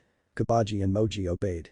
Moji charged at Nami, who was looking for an escape route when the Straw Hat Kid appeared between him and his target. His hand reared back. By the time Moji could make a move to defend himself, he was sent flying through a building by Luffy's fist. She's not fighting. Me and Zoro are your targets. Luffy told Buggy. I can't believe it. Now I owe him my life, Nami thought. Thank you, Luffy-san. She felt obligated to say. No worries. Go ahead and get the treasure. I'll watch your back. Luffy cheered. Nami felt a small bit of trust forming in this man. Maybe not all pirates are as bad as Arlong. Luffy stared at Buggy. You ready for your ass-kicking, big nose? Luffy asked with a cocky grin on his face. Buggy pulled out several knives from somewhere. Pointed his fists at Luffy. He called his attack out. Bara bara ho. Buggy's fist separated from his wrists and flew off him at decent speed. Nothing Luffy couldn't handle, so he just sidestepped them and used Zoro to surprise Buggy and hit him in the stomach with an ordinary but powerful punch. Buggy flew back several feet before catching himself. Buggy spit some blood on the ground, growling at the failed attempt. His hands returned to him and he activated the knives hidden in his shoes. Then shouted bara bara senbei, causing his bottom half to cartwheel at Luffy, emulating a circular saw blade. You can't bounce back knives, can you? Straw Hat Buggy shouted. Nope. Can't be done. Luffy grinned. He knew his strengths and weaknesses and he did not mind sharing with Buggy. Because Buggy could not actually use the knowledge to his fullest advantage. Luffy jumped high into the air to avoid the spinning attack from Buggy and Buggy smiled. You can't easily move while jumping. Buggy threw his hands at Luffy again. But Luffy simply uses Geppo to stop his fall long enough to avoid the deadly knives. Buggy looked quite shocked. How did he stop his fall? Buggy was caught off guard as he received a strong hit to the face in the form of a Gomu Gomu no pistol. After getting up and wiping the blood from his big red nose, he shouted. Damn you and damn that straw hat. It reminds me of that bastard red hair. Buggy spat the name as if it tasted as bad as the bara bara no mi did. Luffy's eyes lit up. Shishishi, that's right, you and Shanks were cabin boys on the Oro Jackson, weren't you? Luffy asked. A look of abject terror crossed Buggy's face. If that little bit of information got out, his life was over. He had to kill this man before he left the island. Who told you that? There's only a few people alive that know that little secret, Buggy asked. Luffy laughed again. Oh, I'm just good friends with 2 of those people. Shishishi, Rayleigh and Shanks both told me stories about you. You'd be embarrassed if you knew what I know about you. Luffy mocked the clown. Buggy snapped and was about to charge Straw Hat when he noticed that Straw Hat was no longer there. Suddenly he appeared right in front of Buggy, one hand held up as if aiming with it, the other arm stretched far back. Buggy heard Gomu Gomu no bazooka. Then all he knew was pain as he flew away to parts unknown. Luffy smiled. That was at least a little fun. Getting to make fun of Big Nose. I should have told him a few stories before I set him away. Luffy made his way over to Zoro's fight. Nami snuck into the building that Buggy stored his gold. There was only one guard, out cold with a bottle of liquor in his hand. She used a discarded sword to cut the lock off the door, protecting Buggy's treasure. Her beautiful eyes transformed into beely symbols as she gazed upon the massive pile of gold. She was in the middle of playing with the gold when she heard a voice behind her. "Hey, who are you?" The captain said, "No one's to come in here. Hick say you're kinda cute." The man drunkenly slurred. Nami nearly panicked. But she's been in worse spots before. "Ouch," she cried. The man's threatening posture quickly changed to a more concerned one. "My chest, it hurts. Could you take a look?" she asked seductively. The man eagerly agreed, giggling perversely. She smirked. Hook, line, and sinker. She pulled out a three-piece staff and ball-checked him, followed by a smack to the head, sending him into blissful slumber. Well, she had a job to do, so she started collecting the gold into bags. A short time later, Nami was dragging a large bag of fine gold to her boat. Once she had that sorted out, she went back for the others. "This is going to take a while, I think." Luffy arrived at Zoro's fight and took a seat on a piece of the bar that Buggy's cannonball destroyed. Several yards away and several moments earlier. "So you are the legendary pirate hunter, Hirano Zoro. You don't look like much to me." Kabaji tried to put up a courageous front. He was a little bit nervous fighting such a well-known and feared bounty hunter. "I've never called myself that, but it is kind of a funny title, now that I am a pirate," Zoro stated. This surprised Kabaji a bit. "You're a pirate? That rubber guy too?" Kabaji asked. Zoro nodded. "He's my captain," Zoro said. "Ha! That fool is your captain? Buggy's gonna kill him." Zoro shrugged. "Not likely. I've seen some of the things Captain can do. Your captain doesn't stand a chance against my captain," Zoro stated with finality, placing his beloved sword, Wado Ichimonji, into his mouth, signaling he was ready for battle. "The infamous Santoryu, eh? I always wanted to see how it would stand up against my carnival tricks." Kabaji jumped on his unicycle and sped towards Zoro. Zoro's face twisted into a disgusted sneer. "Fight me seriously unless you aren't a real swordsman after all," Zoro shouted as he jumped to the side, evading the fire breath attack that Kabaji attempted to hit him with. "But I am serious. This is how I fight." They clashed swords for a few moments, testing each other's strength. Zoro was winning, pushing Kabaji back on his unicycle. Kabaji jumped back while still on his unicycle and started spinning with his sword in the ground, calling out his attack. "Kyakugi. Yukamuri Satsujin Jiken." Raising a large dust cloud. Zoro did not like the looks of this at all, so he jumped far back several feet. "All you did was throw some dust up into the air? Is that supposed to scare me?" Zoro taunted. Kabaji came charging out of the dust in the direction of Zoro's voice. Zoro jumped to the side and got into position for his technique. Soon as Kabaji turned to engage Zoro, he called out his own attack. "Torgari." He appeared behind Kabaji, who was falling to the ground bleeding badly from the chest. Zoro re-sheathed his blades and turned to find his captain clapping. "Damn pretty good fight, Zoro. I think it's time to get out of here though. I want to see how much gold Nami has gotten," Luffy said. Luffy and Zoro made it to where Nami was, and she was filling one of Buggy's boats. It was considerably larger than their current boat, so they all agreed to take it. Not like Buggy was gonna be using it anytime soon. Luffy was laughing as he messed with the gold, wearing the crowns and rings, pretending he was already the pirate king, and these were his accessories. Nami looked annoyed at someone touching what she perceived as her gold. When they were all about to leave the island behind, they heard the old man yelling at them from the dock. Large groups of people behind him. "You brats." It was Boodle that was shouting at them. "It's that old mayor." Luffy, Zoro, and Nami just waited for what the old man had to say. "I always thought it was alright if I died. But you saved me, and for that I can't thank you enough.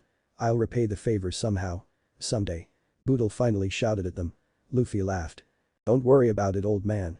Take it easy." Boodle just chuckled. "You brats, you damned brats," Boodle thought. Then he looked over at the ground to his left and found a large bag. He opened it and found it to be filled with gold, so much gold he couldn't believe it. He promptly fainted at the sight. Nami had just noticed there was a bag of gold missing from the pile. She looked back at the docks. Hat were still barely in sight and seen the bag there. "What did you do, Luffy? Why is my gold on the island still?" Nami shouted, mouth filled with shark-like teeth. "That guy's town has been nearly destroyed. I figured they could use a little help getting it rebuilt. We'll get more gold, it's no big deal," Luffy said, but was rewarded with a fist to the head. Damn Nami, I didn't know you could use armament hockey. Luffy complained. Nami was confused. What's armament hockey? What is armament hockey, Captain? Is it any relation to what you were going to tell me about after we beat Boogie? Luffy nodded and answered his first mate. Oh, yeah, I was gonna tell you about my mystery power. How did Oji-san explain it? Oh yeah. He explained to me that there are 3 colors of hockey. The color of observation, which lets you see an attack coming before the person even uses it. And it lets you sense people you can't see. Zoro nodded, that did sound useful. Then there is the color or armaments that lets you put an invisible layer of armor around parts or your whole body that can protect you from damage or even better make you hit harder. You can even use it through swords and other weapons. Zoro's eyes lit up at the thought of using this hockey power in his swords. There is one more, but it's super rare. Only one person in a million or something like that can use it. I'm one, it's called Color of the Conquering King, it's what I used on the old mayor when he wouldn't listen to me. It allows someone to use their own will to overpower someone who is weaker than them. Luffy said, rubbing his head. That much thinking caused his brain to hurt. What the hell are these idiots talking about? That stuff has got to be impossible. Seeing things that can't be seen. Using invisible armor. This is all crazy talk. Nami was considering jumping ship and taking her chances. If it wasn't for her gold, she would probably have done so a long time ago.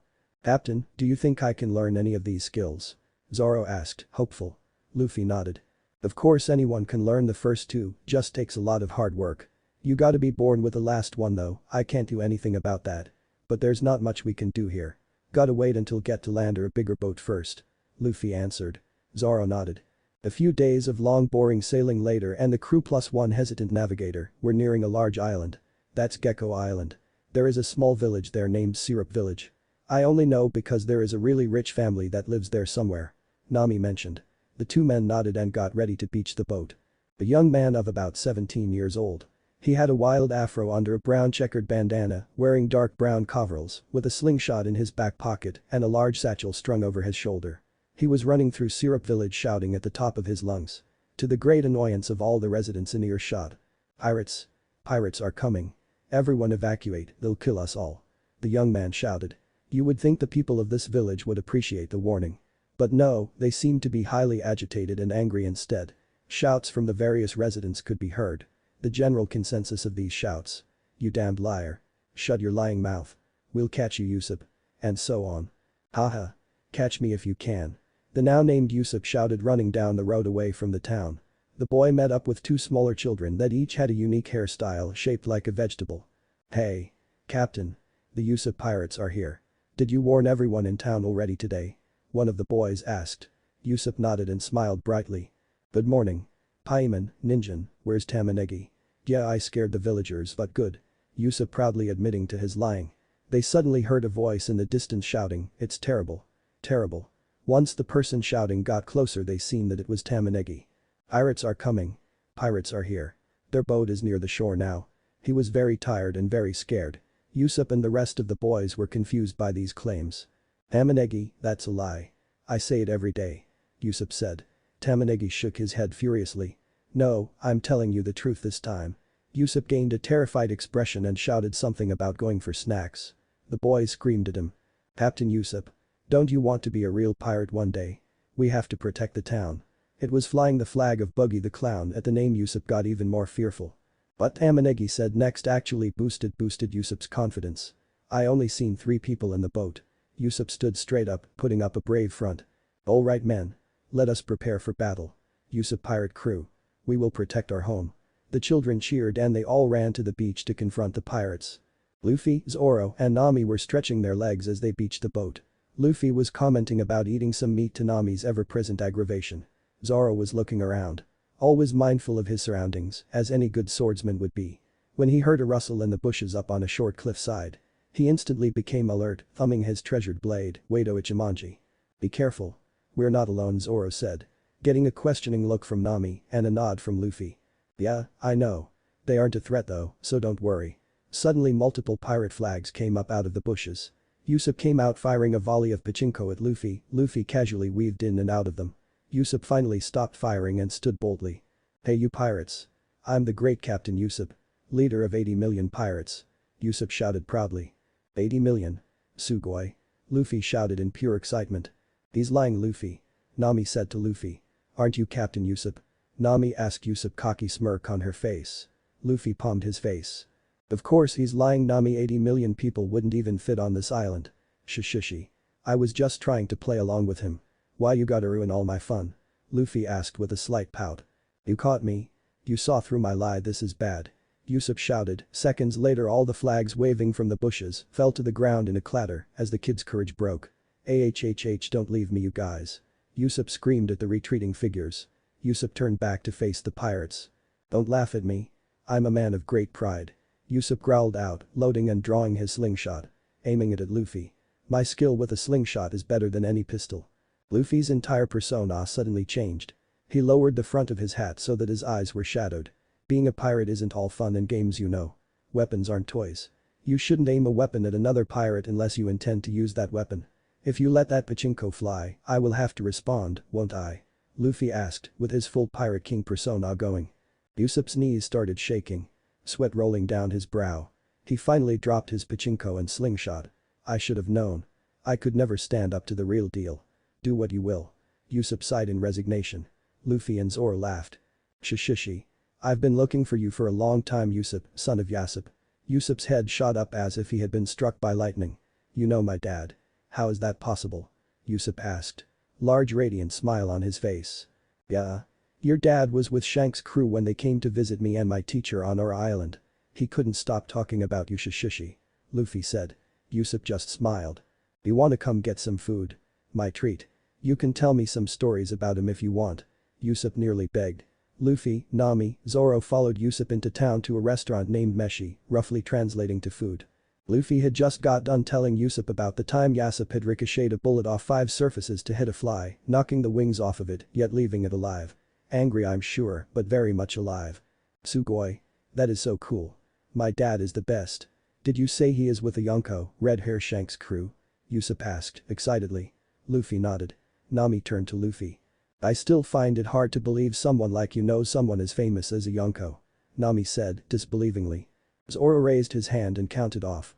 Captain can fly, stop bladed weapons with his bare hands, knock people out without even touching them. I'm sure he's hiding more secrets.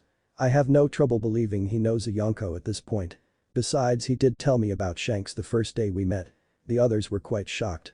Nami had seen some of these feats, while Usopp had only seen the dodging feat. You can fly? Usopp questioned. Understandably doubtful. Luffy shrugged. It's not really flying, but close. Luffy said. I won't believe that till I see it. Usopp said. Shoveling more food into his mouth. Luffy shrugged. It's not like he had to prove himself to anyone. Hey Usopp, we need a new boat. You know anyone on this island that may be able to help us with that? We have money so there's no issues with that. Zoro asked. Nami had a few tick marks on her forehead. That's my goal, damn it. Usopp grew thoughtful for a moment. Maybe Kaya-san would be able to help you. But she's been sick and her butler won't let her receive any visitors. Usopp said. Luffy shrugged, he didn't care about butlers. Usopp looked out the window and realized it was getting late. I gotta go. Don't go see Kaya-san. You're not allowed. Usopp booked it out the door as fast as he could. What was that about? Nami asked. Luffy and Zoro shrugged, just as confused as she was. A few minutes after Usopp left, the 3 boys that were with Usopp earlier, Ninjin, Paimon and Tamanegi ran into the restaurant pointing crudely made wooden swords at the 3 pirates. Where is our captain? They shouted, attempting to be as threatening as was possible for 3 children with their legs shaking. Luffy sighed in contentment at that very moment. Ah, that meat was good, why did you have to do that? Nami screamed as she punched Zoro in the top of the head, sending him face first into the table. Zoro's head was smoking and had a giant bump. You witch. Zoro shouted at her in impotent anger. He would never strike an unarmed woman, his swordsman's code would never allow such a shameful act. So what else could he honestly do? A few moments later the 3 children woke up, they were told the truth and actually laughed at themselves. Luffy asked where their captain went at about this time. Captain goes to tell the Oho-sama lies. They said in unison. Nami looked shocked at this. Zoro as usual shrugged. Luffy laughed. What do you mean he tells her lies? Isn't it a bad thing? Nami asked. The 3 kids shook their heads. No, since she's sick Usopp goes there and tells her stories that make her happy. He's trying to help her feel better. But that darn butler won't let him stay for long. Tamanegi said. Yosh. Let's go help cheer up the sick lady. Luffy shouted. Zoro just chucked at Luffy's attitude. Nami sighed but followed anyways. The kids ran after them. But I want to see Usopp-san. Clahater, why would you let me? He only wants to help. A pale, fragile-looking young woman that had light blonde hair, wearing a white sundress, asked in exasperation. Your butler named Clahater sighed. You cannot see that ruffian any longer because he harasses the townsfolk and causes no end of trouble. Your health cannot handle the extra stress his lies put on you, Oho-sama. Clahater said. He is a rather slim tall man. He wore a traditional black outfit. His hair was greased and tightly slicked back. He wore extremely thin wire-framed glasses that he was pushing his glasses back into their proper place with the palm of his hand. Outside the gated house's property, Yusuf was sneaking about until he came to a slightly discolored section of the hedge fence. After pulling the cutout away, he slid through, replacing it behind him. He climbed a large tree next to an open window. Kaya-san. It's good to see you. You don't look as weak as you usually do. Yusuf said, giving her a kind smile. She returned his smile. Yusuf-san. I wanted to invite you in as a proper guest, but Clahater wouldn't let me. She pouted. Yusuf just laughed. I don't need to come in. This is fine. After all, I am a brave warrior of the sea. Yusuf and Kaya laughed together.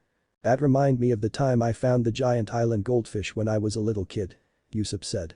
Kaya looked confused by the name. Giant island goldfish, Kaya asked. Yusuf nodded. The goldfish is so large that when it poops it leaves behind islands. Ha ha ha. Yusuf and Kaya laughed at the absurdity of it all. If only they knew. Luffy, Zoro, Nami, and the Yusuf pirates were all approaching the mansion. The kids pointed at all the guards and fences. That's why we can't get in. Captain has a secret way, but he won't show us. The kids looked down depressed. Luffy walked up to the fence, looked at the height. Nodding to himself. His arm snaked out and grabbed Nami and the kids around the waist, causing them all to shriek in terror at the sight. What the hell are you doing, Luffy? Nami shouted. Shishishi. I'm getting us past this fence. He flexed the muscles in his legs. The intense workouts that Rayleigh forced him to do coming into effect here as he jumped and cleared the 10-foot-high hedge fence as though he was hurdling a knee-high wall. Even Zoro was impressed with the feat of leg strength and followed suit. Luffy and his passengers were shocked further when Luffy used Geppo to stop a foot off the ground and set them down gently. They heard more sounds of surprise from the mansion. He can fly? That's amazing. Yusuf said, he could hardly believe his own eyes at the moment. Kaya agreed completely. Are these your friends, Yusuf-san? Kaya asked. Yusuf turned to her and nodded happily. Yeah. They have come from far and wide to join the Yusuf pirates. Can you believe it? Yusuf said, but his head fell when he heard a resounding no. From everyone around. Kaya laughed at that. Excuse me, lady. Can I ask a favor? Luffy was rudely interrupted before he could finish his request by Clahater. What is the meaning of this? You people are trespassing on private property. If you do not vacate this property at once, I will be forced to call security. Kaya objected adamantly. Clahater, these are Yusuf-san and his friends. There is no need to be so mean. She pouted. Never understanding why her butler did not listen to her wishes. Luffy looked at the man with more than just his eyes. Zoro. Watch out for this guy. He has a lot more fighting power than someone should as a butler. Luffy said, quietly. Zoro nodded. Yusuf-san. I've heard about you. I hear about you every day. You seem pretty famous in our small town. Clahater said. Yusuf brightened up at this. Really? Well then you may address me as Captain Yusuf. Yusuf said, proudly. Clahater sighed. Captain, you say? I've even heard stories about your father. Yusuf looked excited at this, but Kaya looked angry. Clahater, stop this at once. She begged. Clahater shook his head in the negative. You're just the son of a low-class pirate. Clahater said, raising his voice as he spoke his hurtful words. Luffy's hat was lowering over his eyes as his good friend Yasop and Yasop's son were being insulted right in front of him. You need to stop pestering Oho-sama. Yusuf glared at the man. You called my father low-class just now. Is that what you said? Yusuf demanded. Clahater ignored him. You and the Oho-sama are from completely different worlds. What is it you really want, son of a pirate? Money? How much to get you to leave Oho-sama alone? Kaya shouted at her butler. Clahater. That's enough. Apologize to Yusuf at once. She demanded. Yet again her hired help refused to acknowledge his lady's demands. Yusuf turned to Kaya. That's dangerous, don't get too excited. He said, trying to calm the feeble girl down. Why should I apologize to such a low-class peasant as this? Oho-sama. Clahater had a dangerous aura to himself now, he sounded angry at his own lady. Luffy stepped forward. Maybe you should stop because your boss told you to. Isn't that what butlers do? What they are told? Luffy asked. The sneer that appeared on Clahater's face could have killed a lesser man. However, Luffy just shrugged it off like it was a gentle breeze. I do what is best for my lady, even if it is not her wish. You all need to get out, there is no need for ruffian scum and the spawn of a pirate on this property. Clahater ordered them to leave. Yusuf, using a rope and hook from his pouch, swung to the hedge fence. Fine, I know when I'm not wanted. I'll never come back again. He then jumped past the fence, leaving a crying Kaya, an angry butler and several confused spectators behind. Clahater turned to Luffy and his crew. I thought I told you to get out. Clahater's temper was flaring. Luffy just glared at him from under his hat. This man's arrogance knew no bounds, it would seem. You did. But I don't take orders from butlers. Luffy said, cold as ice. But I will be leaving now. It was nice meeting you, Kaya. He smiled at Kaya. Then he grabbed Nami and the kids and jumped back over the fence. Clahater's gaze following him as he left. That man, he could be a problem for the plan. I haven't felt such a presence in a while. Clahater turned and walked back into the mansion. He had plans to make. So, tell me, where does your captain go exactly when he gets at and stuff? Luffy asked the Usopp pirates. They looked at each other and nodded. Captain goes to the coast and looks out at the ocean, longing for the days he can be a great warrior of the seas. The three boys said in unison as if it was a rehearsed bit.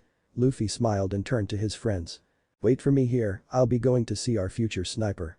Oh, and Zoro. Luffy said, turning to Zoro. Yes, Captain. He asked. You should try meditating while you wait for me to get back. It'll help later. Luffy said as he used Zoro to head off to the west side of the island. His speed was so fast that none of the 5 people there could see him move. Nami blinked and asked what she and the Usopp pirates were all thinking. Did he just disappear? No, he just moved so fast that you couldn't see him move. At least it is what I think, I've seen him do it before in a battle with Captain Morgan in Shell's town. Zoro answered. He is so fast that I couldn't even see him move.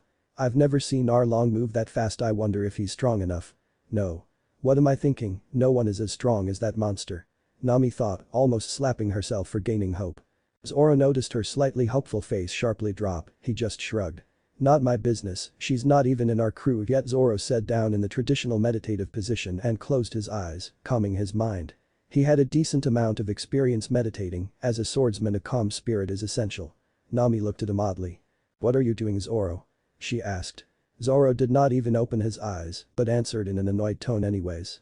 I'm following my captain's suggestion. What does it look like, woman? Nami growled at him, considering hitting him in the head again. But chose not to push her luck with the violent swordsman. Usopp was sitting with his back to a tree overlooking the ocean on a high cliff. He was so out of it that when he heard a twig snap behind him and nearly jumped off the cliff in fright. Luffy laughed as he grabbed Usopp's shirt to stop him from falling to a painful death. Usopp. Why don't you join my crew? We'll have great adventures. Someday I'll take you to see your old man. Usopp was genuinely interested in the offer but shook his head intensely. Luffy looked disappointed. Why not, Usopp? Don't you want to be a real pirate? Isn't this pretend shit getting old? You are a man now. It's time to move on. Luffy said, trying to convince the young man. He had a damned promise to keep after all. Usopp sighed. I do want to go with you, but I can't leave just yet. There is something I need to do first. Usopp said. Luffy nodded. You don't have forever, Usopp, we will move on eventually. Hold on, someone's coming. Luffy looked down and seen that stupid butler meeting a strange man on the beach. Usopp, come here but be quiet, alright? Usopp nodded and crawled over to the edge of the cliff. Captain Kuro. How nice to see you again. Said a strange man in a large wide-rimmed black hat, black trench coat, brown pants. With heart-shaped red sunglasses and a 4 or 5 inch long Egyptian pharaoh goatee. Do not call me that name again, Django. How many times must I tell you? Captain Kuro is dead. Only Clahater will live after this plan is complete. And I don't need your loud idiotic mouth ruining my well-laid plans. The now-named Kuro shouted. But Luffy and Usopp. Captain Kuro. He's a dangerous pirate, I thought the Marines killed him years ago. Usopp whispered fearfully.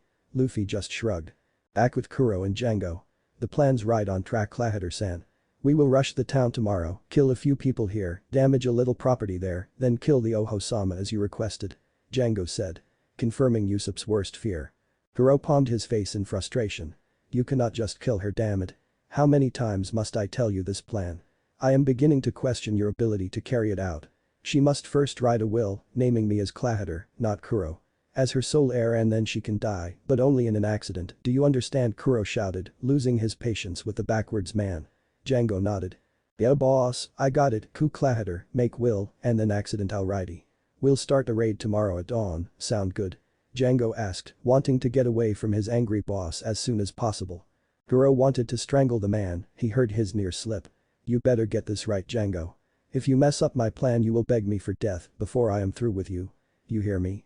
Django nodded, sweat pouring down his face at the cold as ice threat that he knew, without a shadow of a doubt Kuro would carry it out. What are we gonna do? What am I going to do? I gotta warn the town. They could all die. Kaya-san. I gotta tell her. Luffy used a small amount of Conqueror's Haki on Usopp, breaking him out of his self-induced panic attack. Usopp's eyes darted around trying to locate the source until they landed on Luffy, who looked a little too intense at the moment for his liking. Why you did that didn't you? What was it? Usopp asked.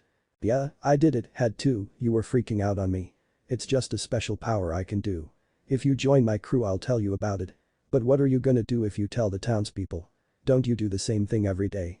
What's the difference this time? Luffy asked. Usopp wanted to scream in his helplessness. I don't know.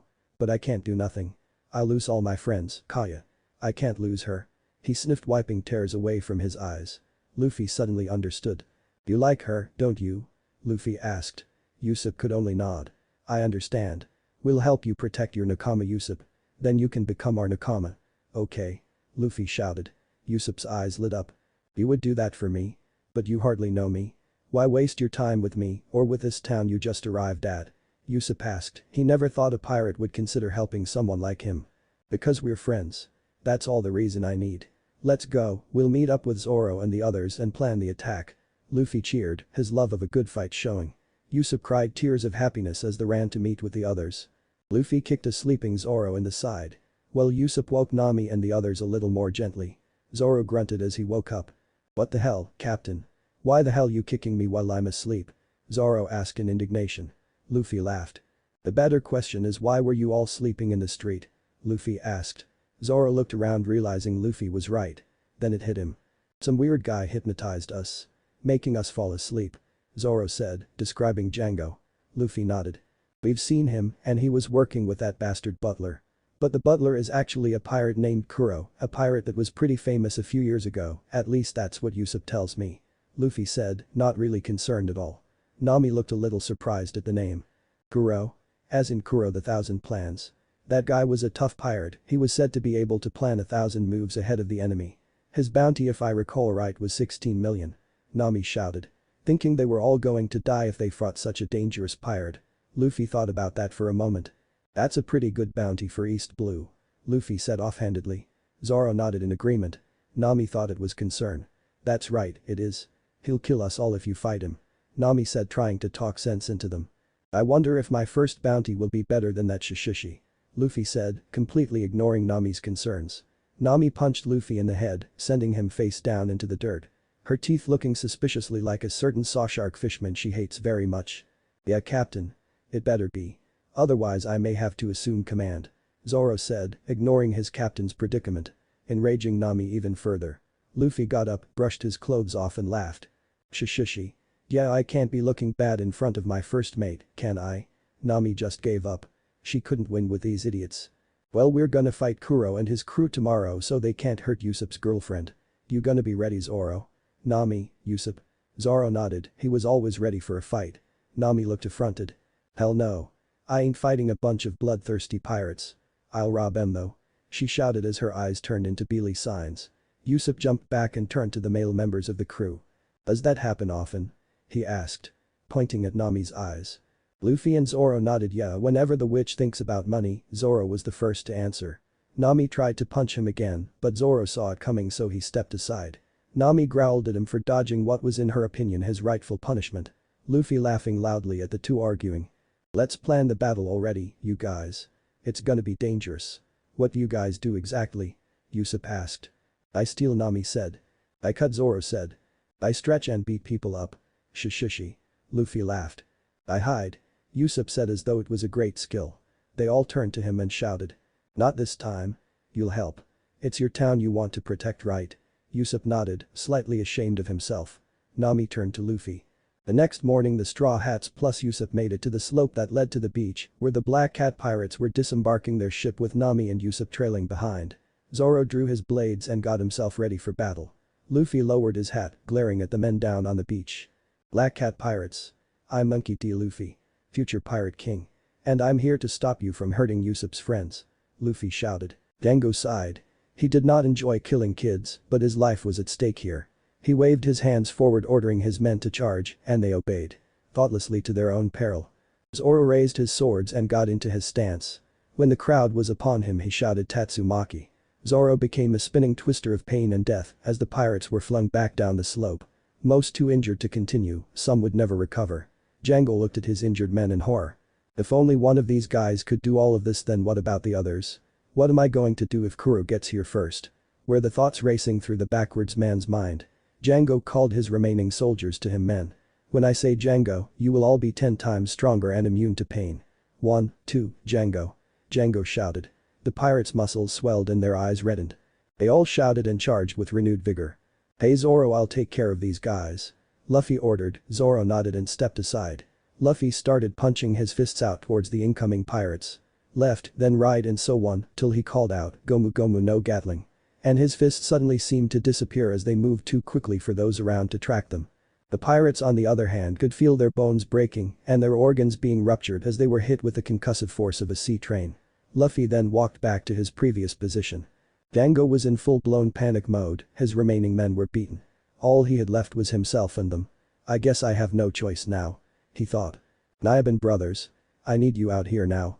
Django called and 2 odd men jumped out of the boat's lodging area.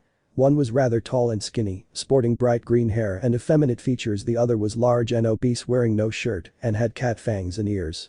The both sported dangerous-looking metal claws on their fingers. Yes, Django-san. What is it you need?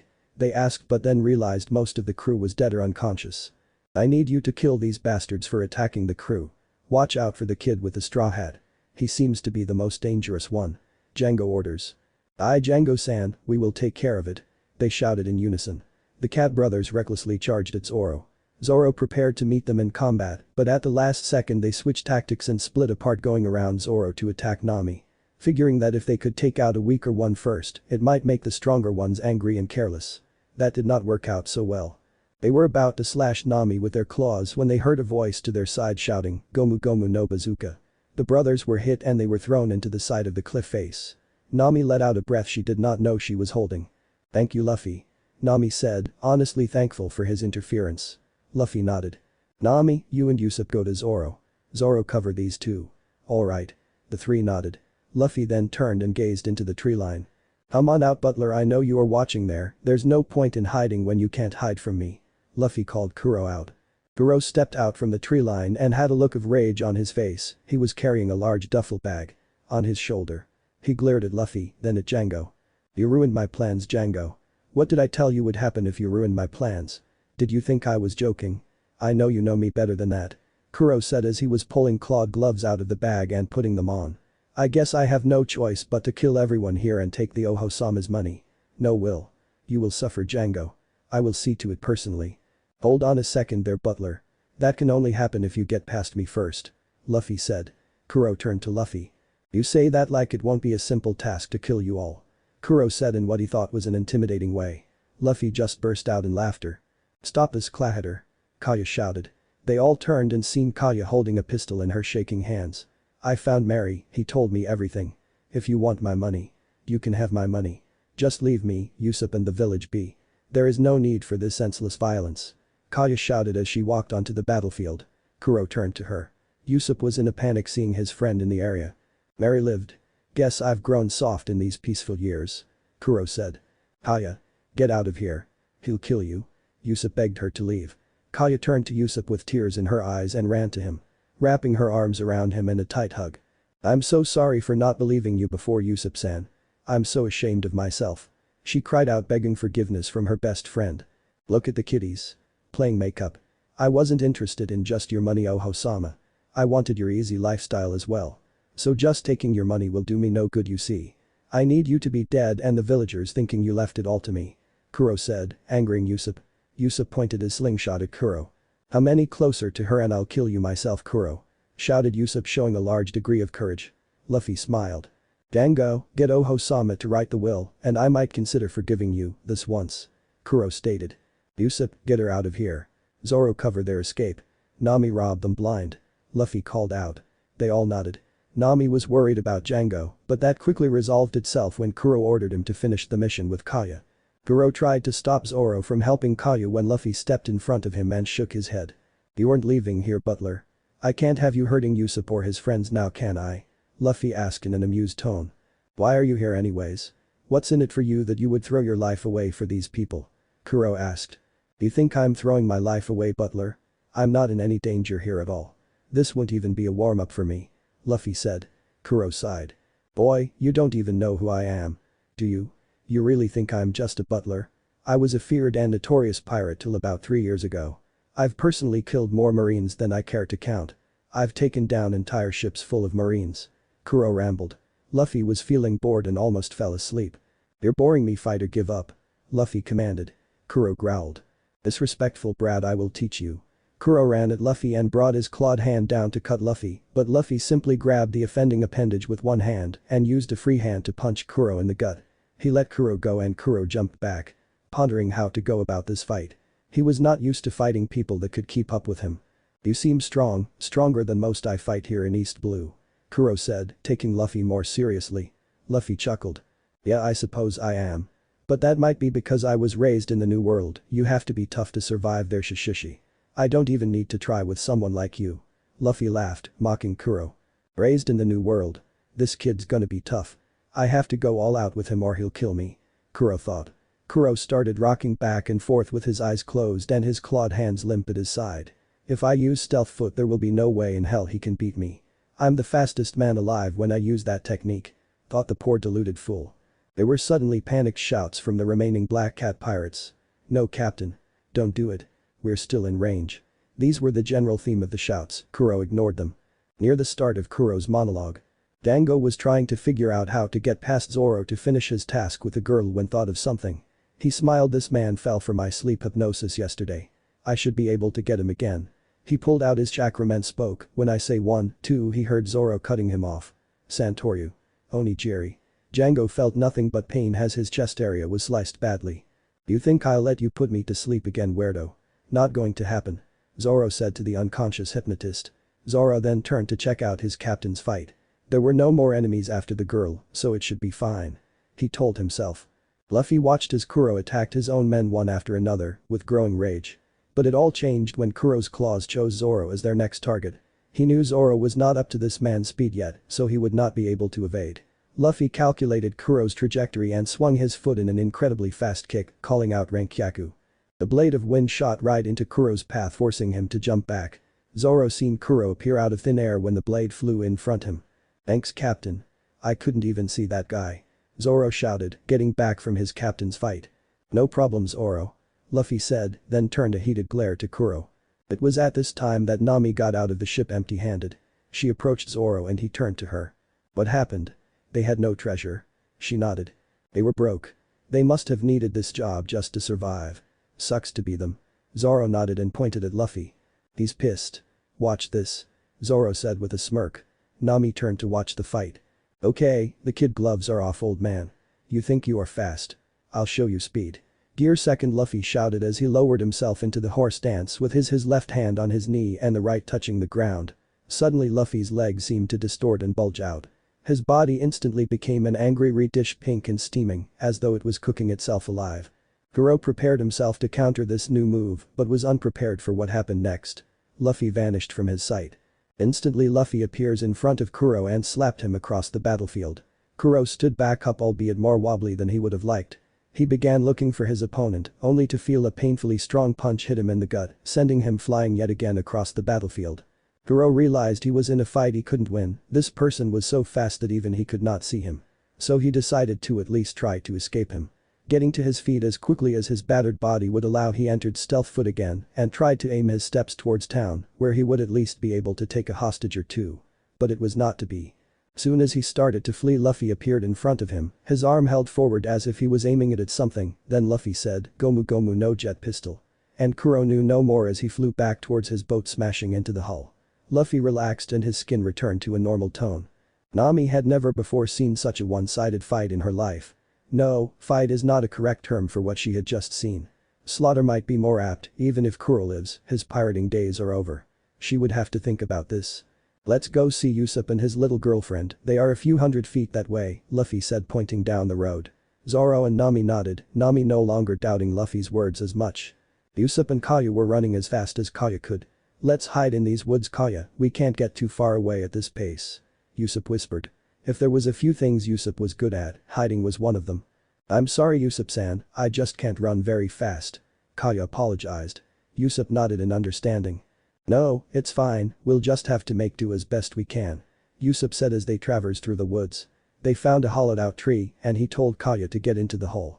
She did not want to because they both couldn't hide then, but he pushed her in and covered it up with a log.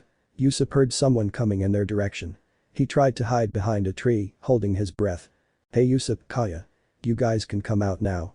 We beat Kuro and his pirates," Luffy called out.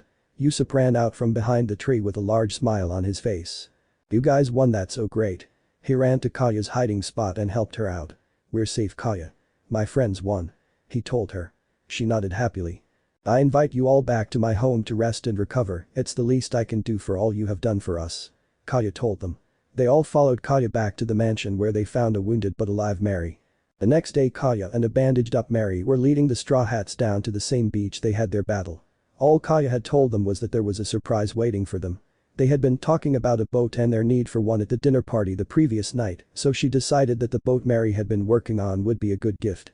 In a small house somewhere just outside the village of Syrup, Usopp was loading all of his valuable items into a bag, the only problem. The bag was far too small for all the things Usopp valued. It was now so overstuffed that it looked like it wouldn't fit through the door. As they crested the hill leading to He Beach they were in awe at the caravel ship waiting for them there. Luffy ran the rest of the way and jumped up onto the boat checking it out. Zoro was happy to finally have a boat he could train on. Nami was happy she would have more room to move around now.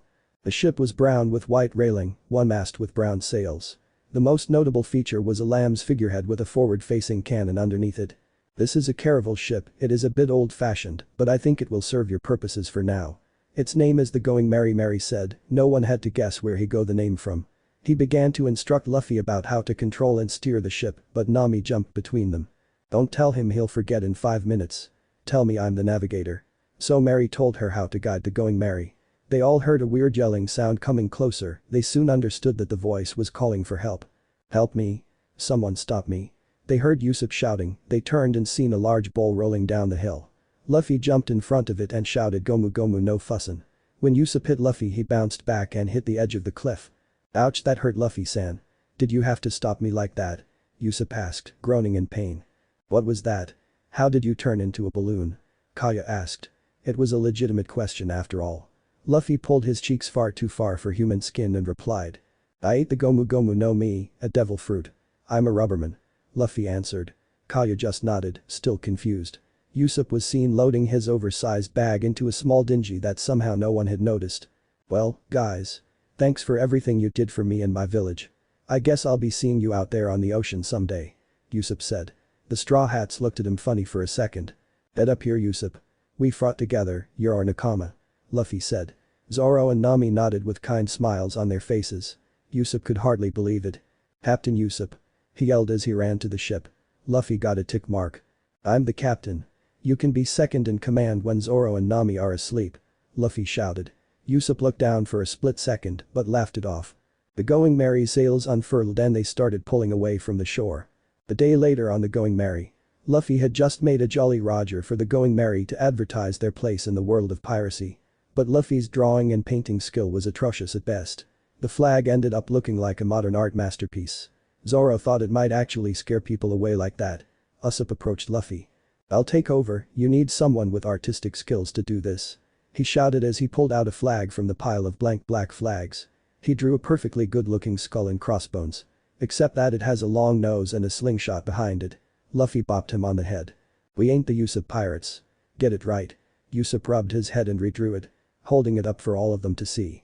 The flag that would one day shake the world and bring oppressors to their knees. The skull and crossbones with a straw hat. The crew cheered. "Usopp, can you do one across the mainsail?" Luffy asked and Usopp nodded and got to work. An hour or so later the work was done and the crew admired Usopp's artistic skills. A while later they were pretty bored sailing so Luffy called Zoro over to him on the main area of the boat. Luffy looked thoughtful for a second. Then he realized thinking too hard only gives him headaches. "Zoro, I want to teach you something." Zoro nodded. If this man was taught by the likes of Rayleigh, I would be a complete fool to deny his advice. Zoro thought. Nami looked skeptical. "What are you going to teach him? I haven't seen you use that sword yet." I thought you carried it for decoration. Luffy got an annoyed tick on his head. The sword was a gift to me from Shanks. I don't use it on nobodies. Luffy answered. Zoro chuckled at that. Then why did you use it on Morgan? Luffy laughed. Oh that. I wanted to make him symmetrical. He was missing a right hand so I thought making him lose his left leg would balance him. Zoro busted out in a hearty laugh. I'm not a swordsman like Zoro here, but there's some cool stuff I've been taught that he could use in his fights. I'll show you all right now. Luffy turned his back to Zoro and closed his eyes tightly. Zoro, attack me with your swords. Luffy ordered. Nami and Usopp panicked. Whoa, hold on now, there's no need to go that far. We believe you.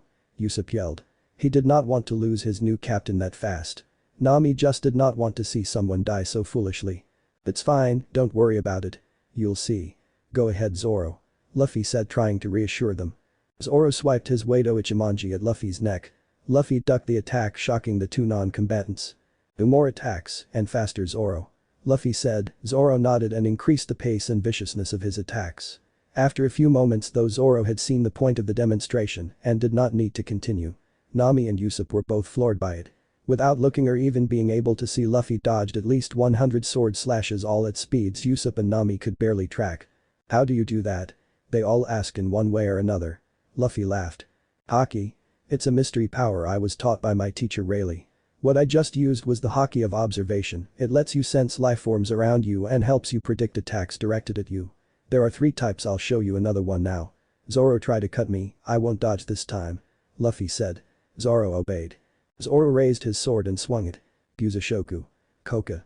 Luffy's arm turned obsidian black and shined like the same. He raised his arm into the path of the blade and to everyone's shock, there was no dismembered arm on the deck, there wasn't even a drop of blood to be seen. The blade stopped cold on Luffy's blackened skin as though Zoro had hit the hardest steel. That was Haki of armament, it allows you to coat any part or even all of your body in an invisible layer of armor that would stop any and all attacks that are not also Haki enhanced. How long did it take you to learn all these skills? Zoro asked. Luffy thought for a second. Maybe 2.5 years, but I was a kid back then. It might not take as long with you guys. Whoever wants to learn it at least. Luffy answered. There is one more, but it can't be learned, you have to be born with it and it's like 1 in a million odds from what old man Rayleigh told me. It's called Haki of the Conqueror. It's the mystery power I use to knock people out without touching them. Luffy said. Can you show us that one Luffy? Nami asked, she was very curious about how he did that trick. Luffy thought about it and decided to try it. What's the worst that could happen? Luffy thought. Luffy lowered his hat over his eyes and the personality shift was immediately noticed. Then there was a wave of something only Usopp vaguely recognized. But this was on a whole other level. Everyone fell to their knees and began panting, their eyes wide in terror at some perceived threat, sweat pouring down their brows. When it finally let up they all took deep gulps of air and slowly climbed back to their feet. Wow that was just intense. Was that as strong as it can get? Nami asked as she wiped some sweat off her forehead. Luffy laughed at the silliness of the question. No, not even close. If I wanted, I could put you all into a coma for weeks. Luffy said with cold brutal honesty. They were all quite shocked at this statement. Nami more than most. He can hospitalize people by simply looking at them, that is a terrible power. Good thing he seems like an okay person. Nami thought. Nami considered learning the observation Haki so that she could evade Arlong if necessary later. How do you learn that observation one? You did, it looks interesting to me. Luffy nodded. You have to meditate a lot. The old man told me this one was one of the most spiritual of the Hakis, it requires a clear mind to use it. Nami nodded, she now understood why Luffy told Zoro to meditate on Gecko Island. Can you teach me, Luffy? I would like to learn this stuff as well. Nami asked. Luffy smiled brightly. Sure. It will be painful though, it's not just meditation. It will involve dodging things you can't see. Are you willing to take some pain to gain the power? Luffy asked. Nami considered her options. If I can learn this I might be able to beat Arlong myself someday. But it will take years I think. She thought to herself. But she eventually nodded her acceptance of eventual pain for the long-term gain. Yes, if it is what I need to do to learn. I will try to take it. Thank you Luffy. Nami said, sincerely. Okay. Since Zoro is at ease with meditation. He will learn this quicker. He can probably move on to the dodging part already. So Nami, go to the far end of the ship and relax. You need to close off your mind and concentrate only on sensing the life around you. It will take a while. So don't get impatient. Luffy said. Okay Zoro, I want you to blindfold yourself and take a seat in the usual mediation position. Luffy ordered. Zoro nodded and used his bandana to wrap his eyes and took a seat. Luffy got a broom from his storeroom and approached Zoro. And after a few seconds of trying not to laugh at what was about to happen, he took a lazy swing. Zoro did nothing to indicate he sensed it coming. The handle smacked Zoro in the back of the head. Ow. God damn it. That hurts. Zoro shouted. Luffy couldn't contain it. He finally gets to dish out what he took for all those months. He's gonna enjoy this. No pain no gain, Zoro. You gotta sense it coming, anticipate it. You think it hurts from me? Imagine it from old man Rayleigh. Luffy laughed. Zoro nodded. I'm sorry Captain, I won't complain anymore. Luffy smiled. Zoro was a good trainee. Usopp watched, confused why someone would willingly put themselves through such pain. As Zoro continually got hit, he walked over to the cannons and started loading one, wanting to test their aim. He found a large outcropping of rock a few hundred yards off the starboard side, and aiming the cannon he fired. His aim was true and it hit the rocks, causing a minor explosion. Everyone yelled at him except Luffy, who thought the explosion was cool. About 15 minutes later, a tired-looking man jumped aboard the Going Merry to find 3 men and a woman all either meditating, cleaning, or beating the shit out of the male meditating. Confused he was, but he was more mad than anything else. How dare you filthy pirates try to kill me and my partner Yusaku. I'll get vengeance. The man drew his sword and approached Luffy. Zoro jumped up and spoke. Johnny, is that you? Zoro asked. Johnny gasped and turned to Zoro. Zoro and Nikki. You are on a pirate ship. Did they capture you? That man was beating you, it looked painful. Zoro laughed. No, it's just training, and I became a pirate.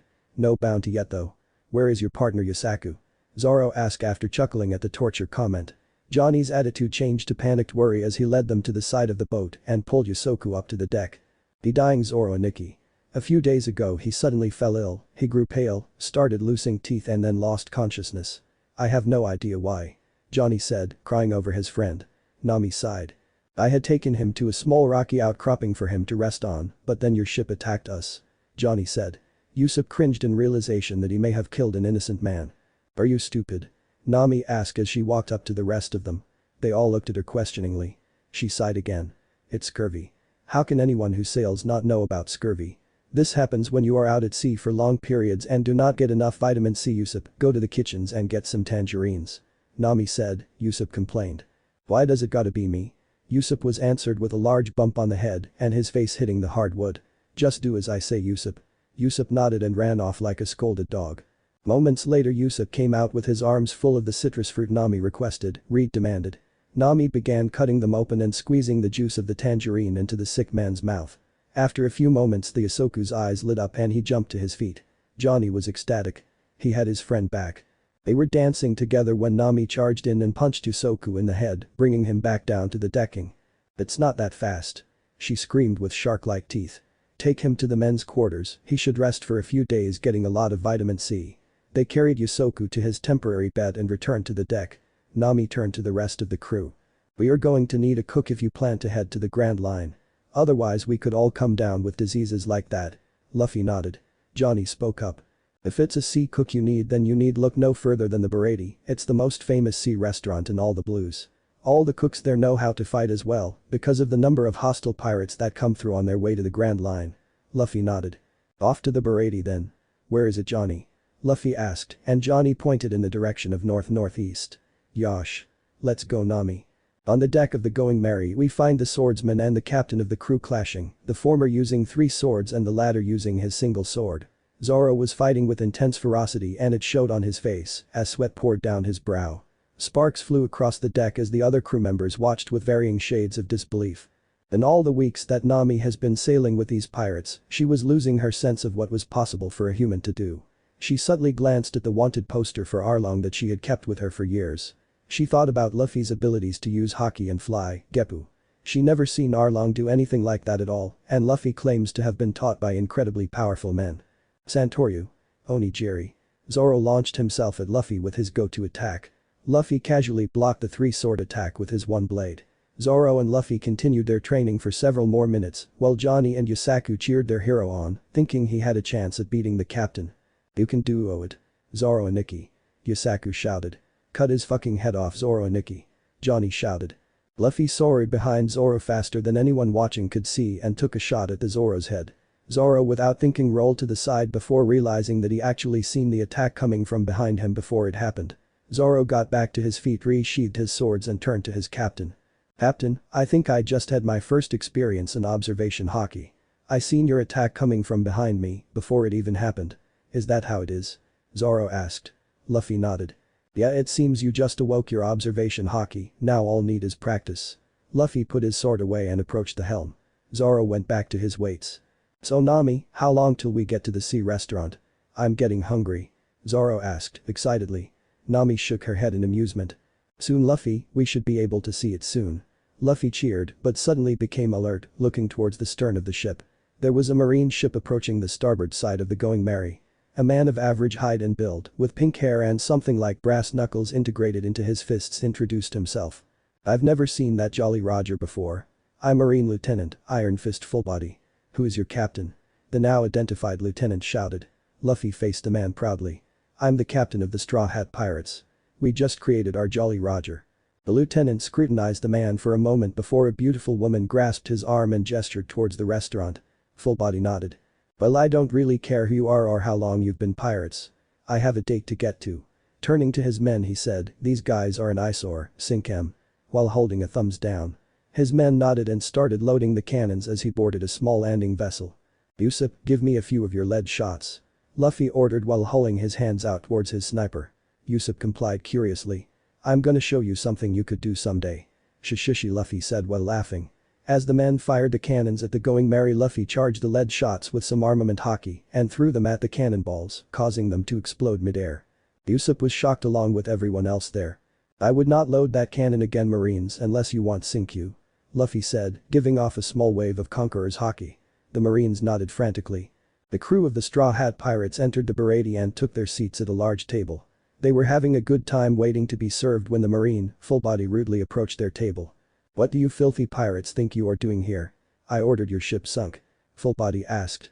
"Just because you ordered our ship sunk doesn't mean we are gonna let you sink it. We like the Going Merry floating, thank you very much," Luffy said while laughing at Fullbody. Fullbody did not take too kindly to the mocking, raising his hand to crush the tiny pirate when a black boot hit him in the face, sending him flying across the dining hall. "There will be no attacking customers," the man said, rather hypocritically I might add. He had blonde hair covering his left eye, he wore a clean black suit with a blue undershirt. He had a cigarette in his mouth. Turning to the customers he bowed. "My name is Sanji, assistant head chef. How may I help you?" he asked. Luffy and Zoro demanded meat and beer. Usopp asked for fish. When Sanji got to Nami, his visible eye became a heart and he fell to one knee. "May I take your order, mademoiselle?" the cook said with a heart in his visible eye. Nami smirked. "I would like some sweet desserts, but I'm not sure if I have enough. How about you let me have mine for free?" she asked, fluttering her eyes at the Ero cook. "Of course, my fair lady. These bastards can pay for your meal."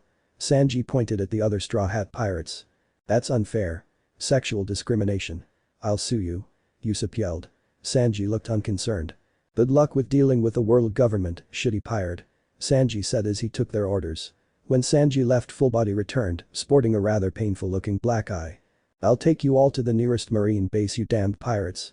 As he brought his fist down towards the seated Straw Hat captain's head, Luffy raised his hand and caught the approaching fist.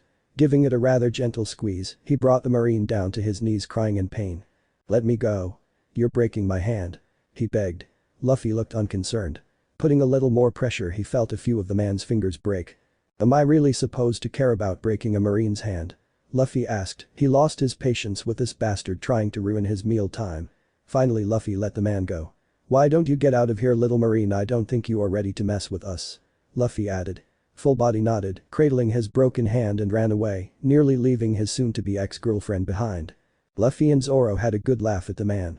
As the Straw Hats waited for their food, a sickly-looking man wearing a grey track outfit including beanie cap entered the Barady. Found a table and demanded to be fed. When a large chef that was heavily built approached him. "Hello, customer. My name is Paddy, chef at the Barady Sea restaurant.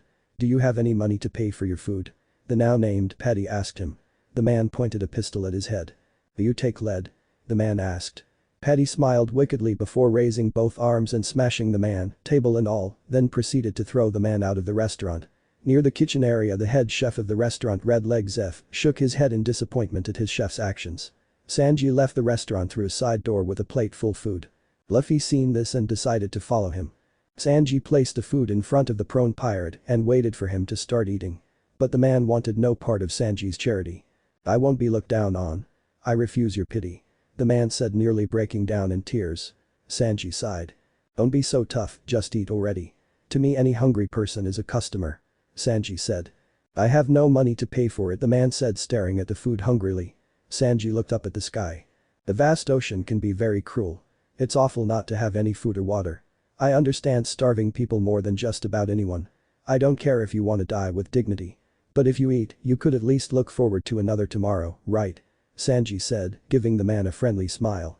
Apparently that was all it took to break the man's pride, and he began digging into his meal, thanking Sanji profusely between bites. Luffy had seen enough, he knew this man would be his cook. Luffy walked over to Sanji. "Hey Sanji-san. Why don't you join my crew and sail the oceans with us?" Luffy asked while flashing Sanji the infamous D grin. Sanji shook his head. "I'll have to pass.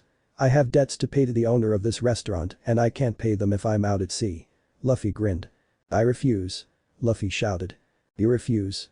You refuse what?" Sanji asked. "I refuse your refusal," Luffy said, as if it was a perfectly normal response. "It doesn't work like that," Sanji shouted, with sharp teeth and exposed eye on fire. The unnamed pirate stood up between the two men to stop the arguing. "Excuse me, you said you are a pirate, yes?" Luffy nodded, wondering what this guy was getting at. "My name's Jin, from the Krieg Armada. What's your goal?" the now named Jin asked. Luffy smiled wide. "Pirate King. The One Piece is my goal," Luffy stated proudly. Jin shook his head. "You should quit, don't waste your life going to the Grand Line, there is plenty to see here in East Blue. My captain had over 50 ships and we were all but wiped out in a day," Jin said, hoping to stop the young man from marching to his own death. "What the hell happened to you guys? Losing 50 ships in a day is pretty stupid even by my standard shishi." Luffy laughed. Jin growled in anger. "We ran into a monster of the seas. He swung a black blade as large as he was, he cleaved our ships in half with a single swing of that demon blade. There is no way that he was a mortal man," Jin shouted. Not liking having his crew's strength put in question. Luffy broke out in a belly-hurting laugh. "You shishi ran into shishi Dracula Mihik. On your first day in the Grand Line, talk about a horrible start," Luffy said while trying to stop laughing. Jin looked shocked. "Dracula Mihik? Who is that?" "You know who attacked us?" Jin asked. Luffy nodded in the affirmative. "Dracula Mihik is a Shichibukai, he's the strongest swordsman in the world too. You guys probably interrupted his nap shishi." Jin looked appalled. They had their dreams shattered because they interrupted a man's nap. "Hey. Eggplant, get your ass back to work," Zeph shouted from the kitchens. Jin thanked Sanji for the food and took off in a stolen dingy. The next day we find that Zoro was training on the ship, Usopp was working on his inventions in his room, Nami was stalking Luffy, yes, she was trying to get Luffy alone to make a deal with him. She found him watching the chefs cooking food in the kitchens. "Luffy, can I talk to you in private please?" Luffy turned to Nami and nodded, following her to an unoccupied room. Luffy waited for Nami to tell him what she needed. Nami was fidgeting as she pulled out Arlong's wanted poster. Taking a deep breath, she held the poster out for Luffy to take. I want to hire you to kill this man for me. Can you do it?" she asks, gaining an urgent and desperate tone to her voice. Luffy takes the poster and reads it. "Arlong, eh? This is what's been bothering you all this time?" Luffy asked. Nami nodded, sniffing slightly. "I'll pay you 100 million beery." She closed her eyes, waiting for the denial. No sane man would fight a fishman after all, they are the real monsters in this world. What she did not expect, however, was for a pair of strong arms to wrap around her and pull her into a strong but gentle hug. "Nami. You don't have to pay me anything. We are Nakama, if this man is your enemy, then he is my enemy. No, he is the Straw Hat Pirate's enemy," Luffy said, gradually getting louder until he was shouting. Nami could no longer contain her emotions and burst out into tears, crying into Luffy's shoulder. Luffy simply rubbed her back, letting her shed the years of pent-up grief and frustration. Not long after Nami and Luffy entered the room, there was a loud scream from one of the patrons of the restaurant. "It's the Dawn Creek Pirates. Look, that's their Jolly Roger. The Hergless means your time has run out," he shouted. Many of the dinners started to evacuate the restaurant. Most not even bothering to finish their food or pay. Zoro glanced out the window and scoffed. The ship was a mess, nearly looked like a ghost ship. The sails were in tatters, the hull had large scars all over it. Broken rails all along the deck. It was a wonder if it was still floating. Usopp was in near panic mode, it was so bad that Zoro knocked him face first into the floor, just to get him to shut up. Several minutes of Usopp complaining later, Jin entered with a rather large man leaning on his shoulder for support.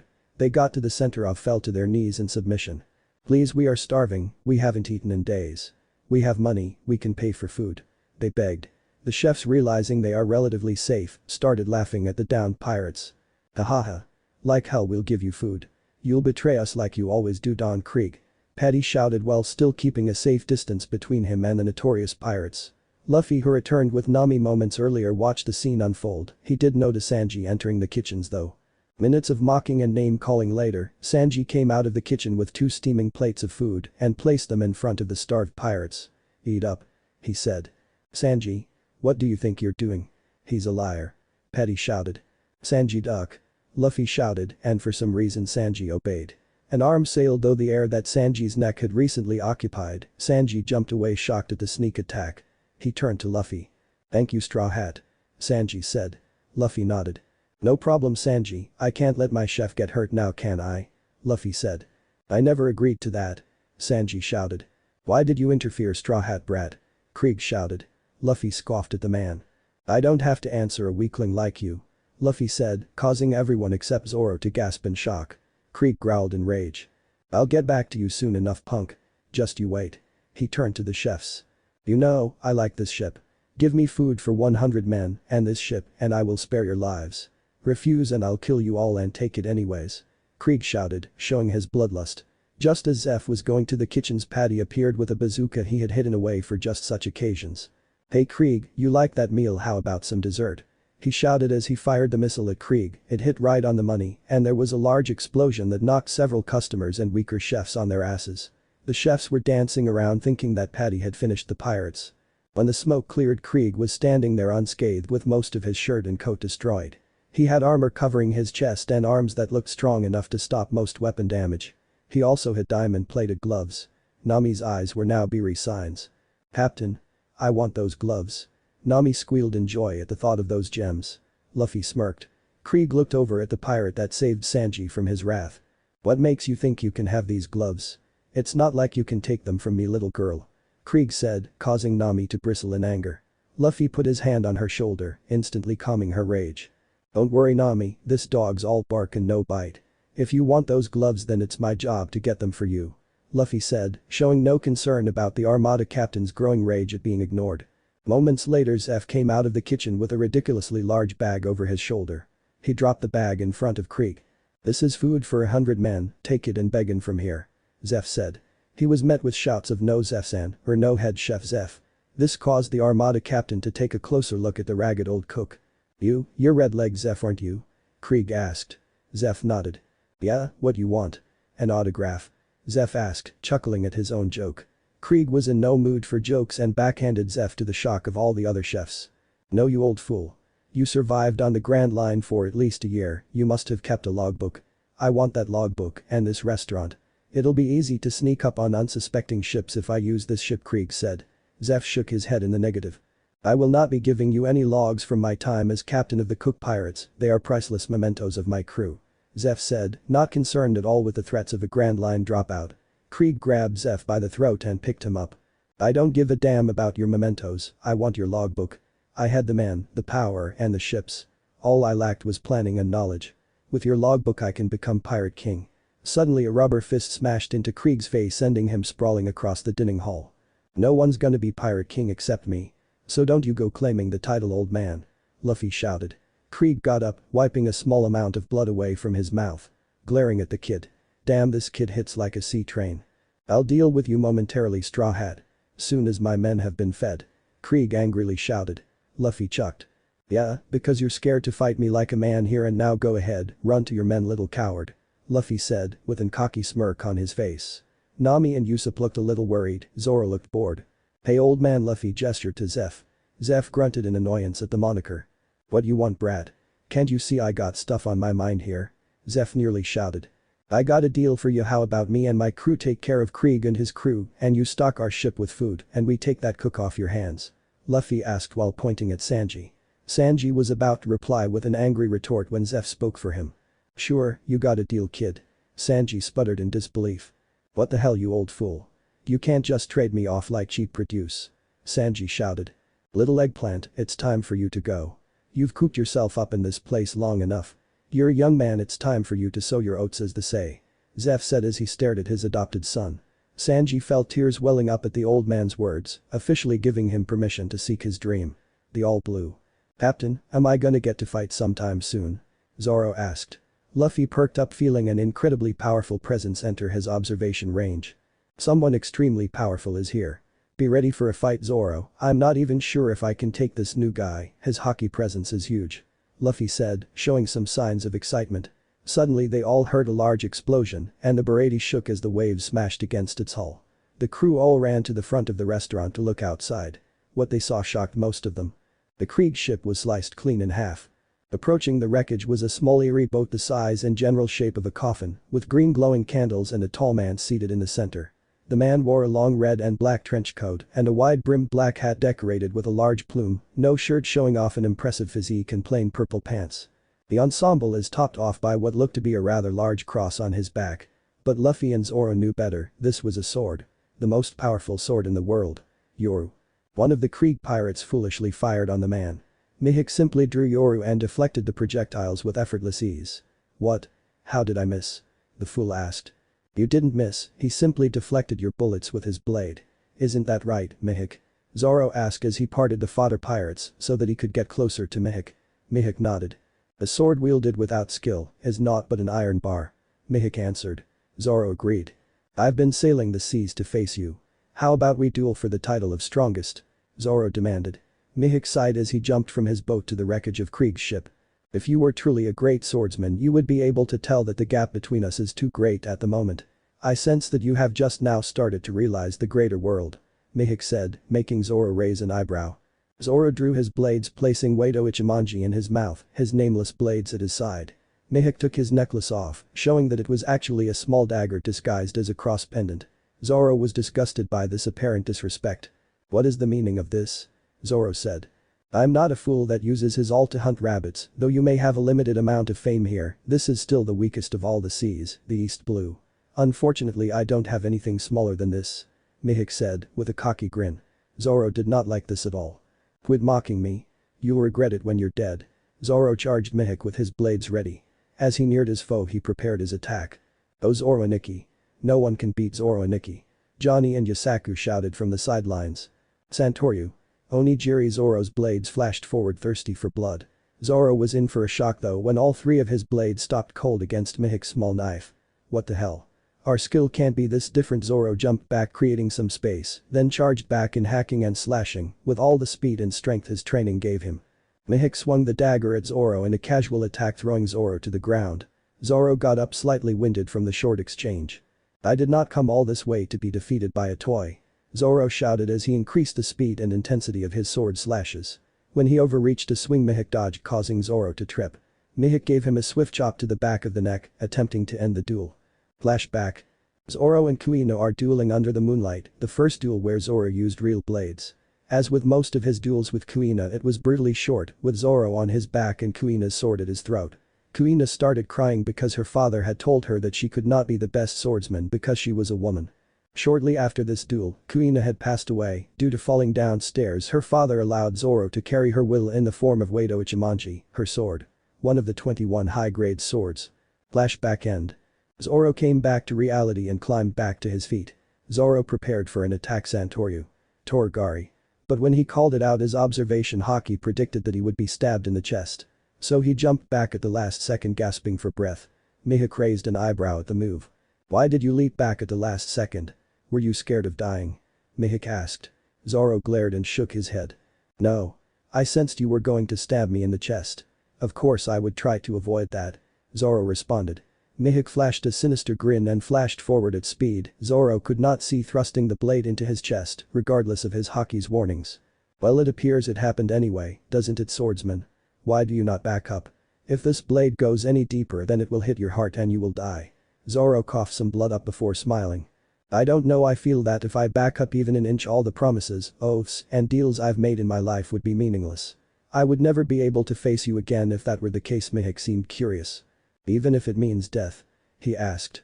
Zoro nodded. Death would be better. Zoro said without an ounce of hesitation. Mihawk was shocked. Such strong will. Mihawk pulled the dagger back and jumped backwards away from Zoro. He sheathed his small dagger, putting it away. "Kid, announce your name," Mihik demanded. Zoro prepared his swords for his next attack but held fast. "Urano is Oro," he shouted. "I'll remember it.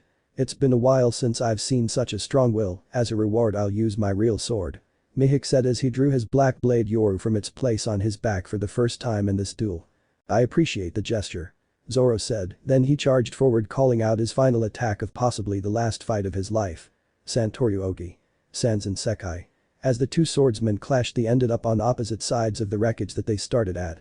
Zoro's unnamed swords both shattered from the clash. And blood sprayed from his wounded chest. "I lost. I never even thought it would be possible." He sheathed Wado Ichimonji and turned to face his better with his arms spread wide. Mihik was shocked by this gesture. "What are you doing, Rurana Zoro?" he asked. Zoro grinned. "A wound on the back is a swordsman's shame." And Mihik charged forward to end the duel in one final slash when he was suddenly bombarded by an intense conqueror's haki. It was intense enough to cause him to weaken his swing and not cut too deeply into Zoro's chest. Zoro was still deeply wounded but was able to hold onto Wado Ichimonji and only fall to his knees. What was that? Who around here is strong enough to have such a powerful haki? Mihik looked around until he laid his eyes on a familiar straw hat. The man wearing it was glaring at him. "Where did you get that straw hat, boy?" Mihik asked. Luffy placed his hand protectively on his hat. "Shanks gave it to me when I told him that I would be Pirate King and have a crew stronger than his," Luffy answered. Mihik nodded. "I thought as much, I knew it was familiar." Mihik shot back. "Zoro. Get back here and get bandaged up. Nami, I want to show you right now that you can trust me to protect you. You Mihik, how about you and me have a little spar?" Luffy shouted, leaking conquering haki across the battlefield. Knocking out many of the weaker pirates and chefs. "What the hell is with this guy?" Sanji asked, feeling lightheaded from the excess haki Luffy was leaking out in anticipation of his fight. "This man is a real pirate, someone who's seen hell and lived to tell the tale," Zeph said, barely affected by the level of haki he was feeling. But he did have to wipe a few beads of sweat from his brow. Nami glued her eyes onto Luffy. "This is the man that said he can beat Arlong the Saw and she wants to see proof. Please don't be a mistake, girl. Kokoyashi village can't afford a mistake," she thought desperately. Zoro sat up as they wrapped his chest, eyes glued on the men about to battle. "You better not kill him, Luffy. He's mine to defeat," Zoro shouted in his head. Johnny and Yusaku were torn between treating Zoro and watching the battle. I'm being ignored," Krieg chanted in his mind like a mantra. Jin was just glad that he or his captain haven't been killed by Mihik or this insane Straw Hat Kid yet. Luffy pulled out his scimitar from his waist sash. Luffy whispered Busashoku. Koka channeling armament haki down the length of the blade. He grinned at Mihik. "This blade was given to me by your rival, Shanks. Besides Shanks, you'll be the first real challenge I've tested this word on yet," Luffy said. Swinging the sword back and forth a few times, limbering up. "It looks like a fine sword, red hair wouldn't give you an inferior blade," Mihik said as he readied Yoru. Luffy swung his sword arm out, causing his rubbery flesh to ripple. This in turn caused his skin to start smoking and turn a violent pink. Looking like he was suffering a mean sunburn. "This is my gear second. It enhances all my combat skills, power, speed, reaction time, all of it. Ready yourself." Luffy vanished in a blisteringly fast Zoro. Appearing beside Mihik mid-swing. Mihik quickly brought Yoru up to block the blade. Their swords locked in a battle of strength. "I don't really have any fancy moves like Zoro, you see I'm not a swordsman, but I can still do a few things that would make Zoro jealous." Luffy jumped back and swung his sword several times at Mihik, firing off blades of wind from the edge, similar to a Rankyaku. Mihik was forced to dodge and parry the wind blades, a few coming within inches of his clothes.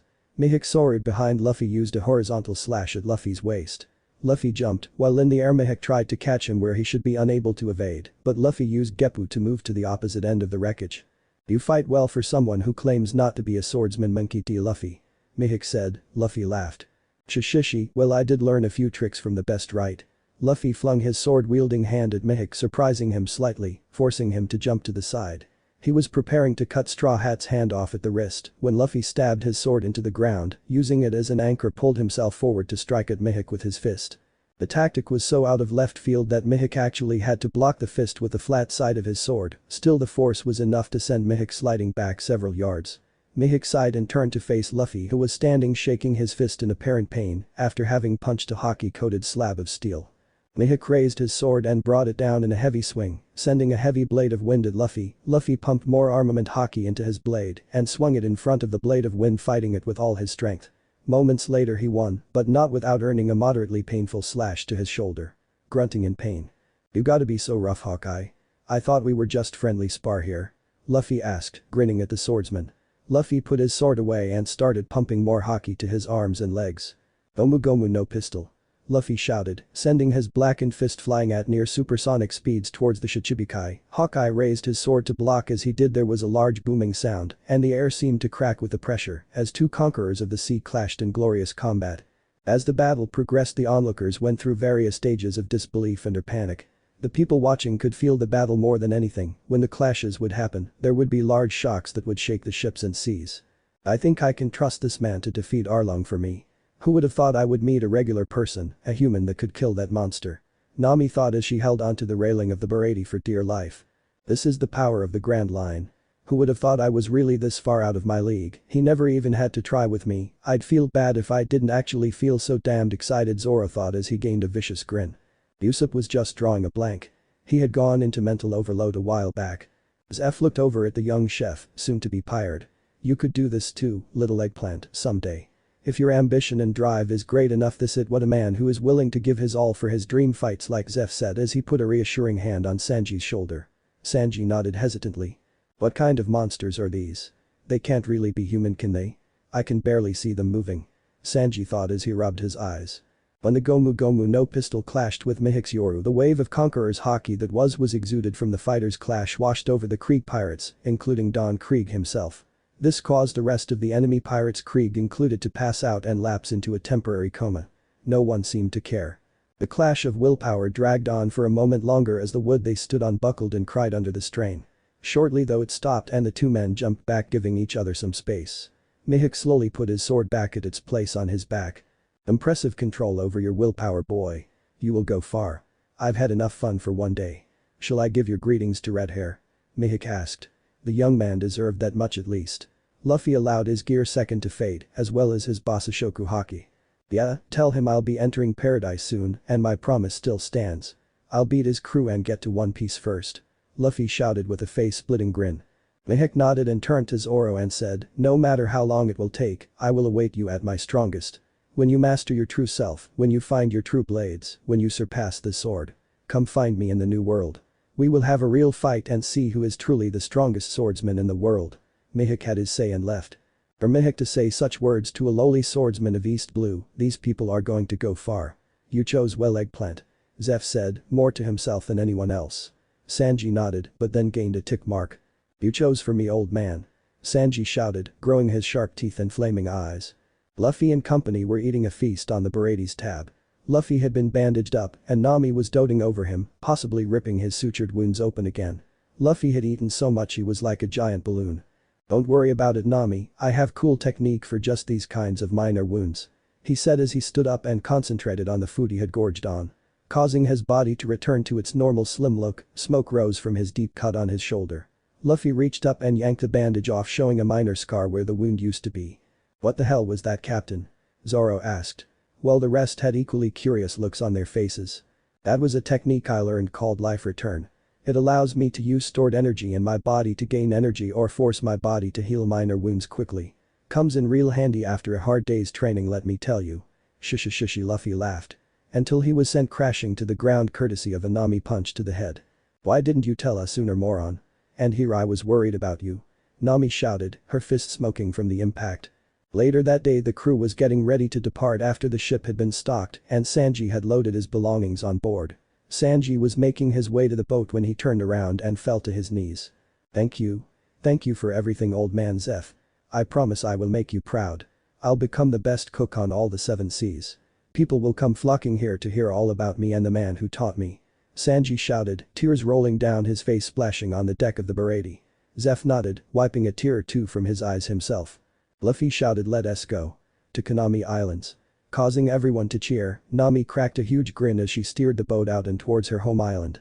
Hours later everyone was relaxing on the deck of the Going Merry, everyone except Johnny and Yosaku, that is. They were pacing back and forth. Obviously tense and nervous. Luffy was growing impatient with their antics. "What are you two clowns doing? You're gonna wear a trench in the deck," Luffy shouted. They turned to him. "But Luffy and Nikki. We are headed right into Arlong the Saw's territory, going to Konami Islands," Johnny shouted. Yusaku agreed with a panicked nod. Yeah, Luffy and Nikki, Arlong is an ex-member of a Shichibukai's crew.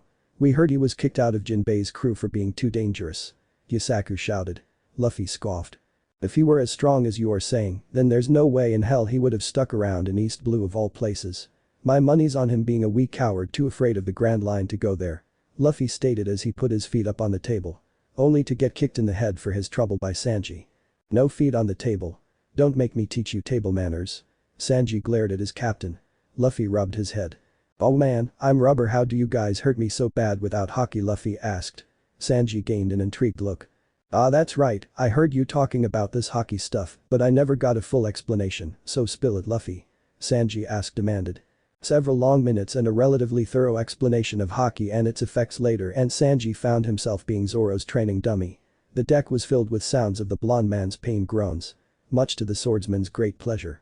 Nami and Usopp were training themselves as well. Usopp would shoot at her with weak lead shots while she was blindfolded.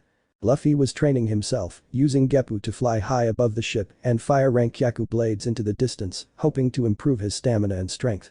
The rest of the day was spent in hard training. Around noon the next day, the Straw Hats were eating lunch in preparation for landing at Konami Island when a large disturbance in the water appeared off the side of the boat. Luffy could sense a large but weak sea king surfacing next to the boat. The beast, a spotted sea cow king, raised itself till it towered over the Going Merry like a man towers over a puppy. It leered at the food spread out on the table, drooling at the tasty-looking morsels. The humans probably didn't look so bad either. What are we gonna do? It's gonna eat us. Johnny and Yusaku were shouting in full panic mode.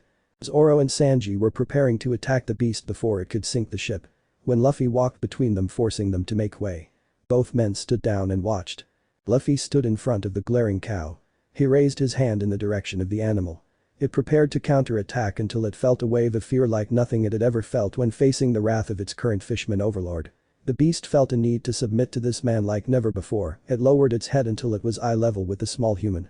You are so far from home seeking, are you under Arlong's control? Luffy asked.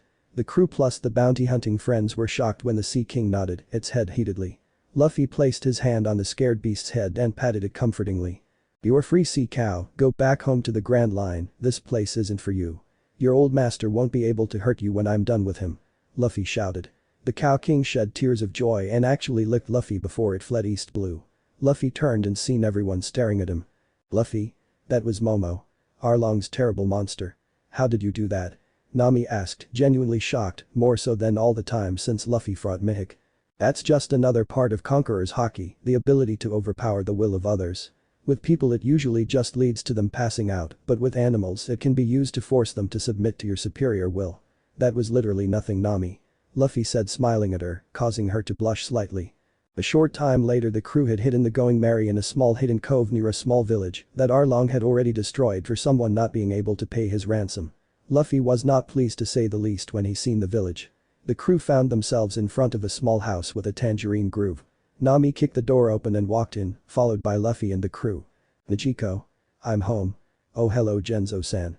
Nami half shouted half stated calmly. Nichiko, a pretty young woman who had blue hair, black eyes, and a distracting tattoo across her chest that continued down her right arm. She was wearing a tight white shirt and blue pants.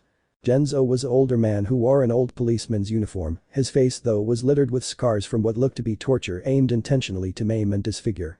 Hello Nami-san. No treasure this time. Who are those people behind you? Genzo asked, with Nichiko nodding showing her similar interests. Nami allowed a beautiful happy smile spread across her face. Raising her thumb and pointing at the scrawny guy in the straw hat. This guy, he's gonna crush Arlong for me. She said, nearly dancing in joy at the mere thought of Arlong's coming defeat. Genzo and Nichiko seemed to panic at the statement. What are you thinking, Nami? What about the plan? How can you possibly risk it all on this kid? Genzo asked. Nichiko nodding in agreement with Genzo's statement. Nami, we can't afford to risk everything like this. I mean, that guy doesn't look any stronger than Genzo-san here. Nichiko said. Grabbing her sister by the shoulders and shaking her. Nami lightly slapped her hands off her and gave her a light-hearted glare. I've seen this man fight on nearly even grounds with Hawkeye's Mihawk and knock people out simply by glaring at them. He's not weak. Nami said, annoyed that her sister and friend would question her new captain's strength. Oh, you're gonna make me blush, Nami. Luffy said, smiling with his closed. The two Kokoyashi residents looked at him closer but just couldn't see it. Arlong Park is a small compound that is on the edge of the island, complete with a pool that connects to the ocean and a large Japanese-style pagoda house. Arlong is a large, muscular, light blue saw shark fisherman whose most distinctive trait is his saw-shaped nose. He has long, black hair with a widow's peak reaching down to his shoulders, under a brownish shanka. He has a fin on his nape, surrounded by his hair, and the gills are located on both the sides of his neck. He also has a unique tattoo on his left pectoral shaped like a blazing sun.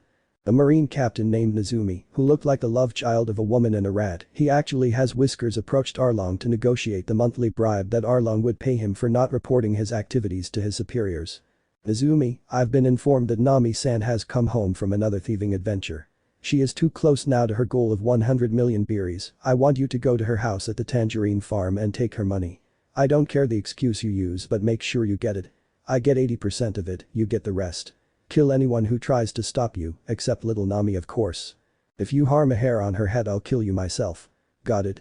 Arlong said, as he reclined on his beach chair. Nezumi nodded quickly and ordered his men to follow him. Back at Najiko's house, the crew and associates were eating some tangerines and telling stories when Luffy felt a large group approaching the house. Zoro noticed the captain's sudden alertness. What's going on, Captain? You sense something? Zoro asked. Luffy nodded in the affirmative. There is a group of 20 men approaching the house right now. They are weak though. Luffy said. Everyone was listening and looking out the windows. It's the Marines. What the hell do they want? Shouldn't they be dealing with Arlong? Sanji asked. Najiko shook her head. No, that's Nezumi, Arlong's personal marine, he is totally in Arlong's pocket. Najiko shouted in rage. Luffy raised his hand in a calming gesture. I'll deal with this, Najiko, besides you want to see what they were talking about earlier, right? Luffy stated as he walked to the door, opening it and seeing a group of Marines walking up to the house. What can we do for you Marines? Luffy asked, keeping his tone even. Nezumi walked forward and cleared his throat. Yes, I have heard that the cat bugler Nami lives in this residence. We have reason to believe she has stolen a sizable amount of treasure that belongs to citizens of the world government. It's my duty to make sure it all gets returned. Nezumi said with palpable arrogance. Nami and Najiko growled with rage. Genzo was angry at the hypocrisy of it all. Luffy glared at the man. Why aren't you dealing with Arlong and not wasting your time on a small-time thief that only steals from pirates marine? Luffy asked. Attempting to keep himself under control. One of the things he hated most in this world was corruption. At least pirates are honest with themselves and those around them. Real pirates at least. What we do and how we do it is of no concern of a civilian. Step aside and let us search the premises for contraband. Men tear this place apart. Nezumi shouted.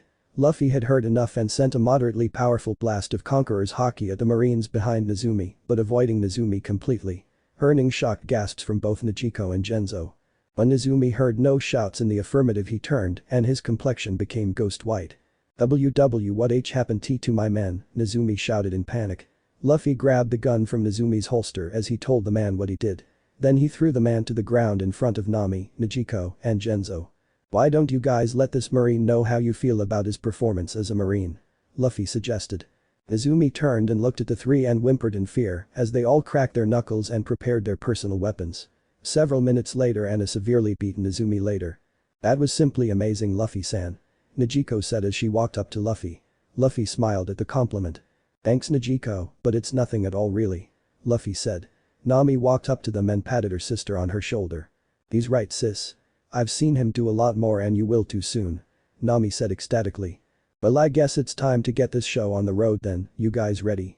Luffy asked everyone as he grabbed Nezumi and started dragging him off to Arlong Park. At Arlong Park? Where the hell is that rat? It's been plenty of time, he should have found the gold and get back here. If I find out he stole it all for himself I'll kill him slowly. Shouted an aggravated and impatient Arlong. One of Arlong's elites, Kurobi. A ray fishman approached Arlong. Arlong-san, perhaps Nami has betrayed us and attacked Nezumi-san. It was reported that she had several people with her, was it not? Kurobi suggested. Arlong scoffed. Why would she betray us when she is apparently so close? She can't need more than 1 or 2 more trips to have all the money, Arlong reasoned. Kurobi shrugged. He never trusted Nami from the start anyways. Moments later there was a large explosion as the gate of Arlong Park was destroyed. When the smoke cleared they seen a group of teens with Nami leading them. They were also followed by what seemed to be every villager from Kokoyashi village. Arlong sighed and glared at Kurobi, who simply smirked at him. Yes, you were right Kurobi, I will have to show Nami-san the error of her ways now. Arlong said. Luffy stepped forward. "Which one of you fish bastards is Arlong?" Luffy shouted. Arlong glared at the young man. "I'm Arlong, what do you want, human?" Arlong answered and asked. Luffy threw Nezumi at Arlong's feet. "I want you to keep your trash out of Nami and Najiko's garden," Luffy said angrily. Arlong looked at the bloody and black and blue human laying at his feet. "Am I supposed to be scared by the sight of my useless subordinate marine being beaten up? I could have done this without even getting up from my chair," Arlong said. Luffy answered with a solid punch to Arlong's cheek, launching him across Arlong Park into the brick retainer wall, then straight through it, where he proceeded to cut a swath through the hills outside Arlong Park. All the fishmen were shocked and angered by the unprovoked attack. Luffy blasted all the fodder fishmen into blissful unconsciousness so that his men could fight the fishmen without interference. Ju, Kurobe, and Hatchin were all speechless at the unfortunate turn of events. Arlong has not returned yet and all the backup was gone. Kurobe turned to Hatchin. "Hachi, call Momo. We need to take care of these guys quickly," he shouted. Hachi nodded and ran to the pool and blew into a trumpet. Luffy snickered at what he heard. The villagers were curious as to the reason but did not ask. Some time passed as Arlong returned to the battlefield. "What the hell did that kid do? I feel like he gave me a concussion," Arlong thought as he gently shook his head. "Hachi, what are you doing? Where is Momo?" Chu asked. Arlong shook his head in the negative. "I don't know, Chu, he seems to not be around." Hatchin asked. Luffy stepped forward. "I can answer that question. He tried to attack us before we landed on this island. So I tamed him and then sent him back to the Grand Line where he belongs. It was really easy," Luffy said. "Zoro, why don't you take the octopus guy, Sanji you take the guy in the guy, and Usopp you take the thin-lipped guy," Luffy commanded. Everyone nodded in acceptance, even Usopp. Asked Johnny and Yasaku to borrow their swords, they willingly handed them to him, then he jumped into the fray to attack Hachi. Sanji flew at Kurobe with an extended foot. Usopp shot Chu in the face, then bolted out of the park. Zoro and Hachi were facing off against each other when Hachi suddenly attempted to spit black ink on Zoro's zero visibility. Octopus Hachi black Zoro dodged it completely. "Why are you trying to spit on me? Can't I get a real swordsman once in a while? Not one that cheats and uses tricks?" Zoro asked. Hatchin looked surprised. "You want a fair fight, then let me get my swords," Hachi said. Zoro nodded. "At your weapons, I will not attack an unarmed man or octopus," Zoro said. Hachi jumped up the side of the building and climbed into a window, coming out shortly with 6 swords. "You ready to do this, octopus?" Zoro asked. Hatchin nodded. "You'll never beat me, human. Each of my 6 swords weighs more than 650 pounds. How can you possibly fight that kind of power?" Hatchin asked, hoping to intimidate the human. Hatchin did not harbor the same deep-seated hatred for humans that the others in his crew did, so he would avoid having to kill a human if he could. "The weight on my sword is far heavier than all of those swords combined. You would never understand what rests on this blade," Zoro said as he placed his hand on the handle of Wado Ichimonji. Hatchin shook his head and charged at Zoro. "It doesn't matter. I can't just let you guys get away with attacking us," Hatchin shouted as he swung all 6 blades at Zoro. Zoro however blocked the blades easily. "Santoryu. Sword wolf floating," Zoro shouted as he forced his body to spin at high speeds, causing a localized whirlwind and throwing Hatchin back several yards and some minor lacerations across his chest and arms. "Nice attack, human. What's your name?" Hatchin asked. It has been a while since he had a good fight. "Barano Zoro is my name, remember it, octopus," Zoro answered. Hatchin growled. "If I am to call you Zoro, then you should at least call me by my name, Hatchin," shouted. Octopus foot miracle swords. Hatchin lunged at Zoro, swinging his swords wildly as Zoro weaved in and out of them with apparent ease. "You're gonna have to do better than this, Hatchin. If you can't you won't even be able to kill my boredom," Zoro said. Hatchin charged at Zoro and readied another attack. Octopus pot stance. Hatchin pointed all his blades directly at Zoro, thrusting them forward again. Zoro was able to block the attack and return his own in kind. Santoyu. Demon slash. Zoro shot forward, scoring a large cut on Hachi's body, throwing him into the pool. Zoro sheathed his blades and returned the unnamed ones to Johnny and Yasaku while taking a position against the wall to watch the rest of the fights play out. Sanji and Kurobe were glaring at each other. "Why are you humans helping that witch? Nami lives on betrayal. She plans on betraying you as we fight here, I bet," Kurobe said. But that was the wrong thing to say as Sanji was livid at his disrespect towards the woman of his dreams. "How dare you insult Nami Swan like that?" Sanji shouted as he blitzed towards Kurobe at speeds that surprised a fishman. Shoulder shot. Sanji attempted an overhead kick to the fishman's shoulder and was blocked. "I'm a level 40 master of fishman karate. There is no way a lowly human like yourself could beat me," Kurobe shouted, looking down on the human as he does most of the human species. You know, I wonder how you guys would taste if I sauteed you with a fine wine for flavor. Sanji asked, genuinely curious. Kurobe did not like the idea of being sauteed. 100-tile true punch launching a hard straight punch at Sanji hitting straight in the chest, sending him flying into the wall cracking it. Haha, that just goes to show you how weak humans really are. One hit and you are down like that. But something seemed off to Kurobe. The blonde human was actually lighting a cigarette seemingly unconcerned about his current predicament. You're a level 40 master. Then my teacher must have been a level 400 master. That punch was weak. Sanji shouted, then quickly launched into a handstand and performed a spinning kick, Codelet. The kick was far too quick and close for Kurobe to dodge, and he took it point blank and at full strength to the ribs, sending him flying across the park. That hurt, Kurobe mumbled to himself as he climbed hack to his feet, spitting some blood. I better take this human seriously. He seems strong enough to be a threat. I wonder how strong that one in the straw hat is if he isn't end fighting after punching Arlong-san yet. Kurobe thought. I'm gonna give you a strong attack right now, human, see how you like it.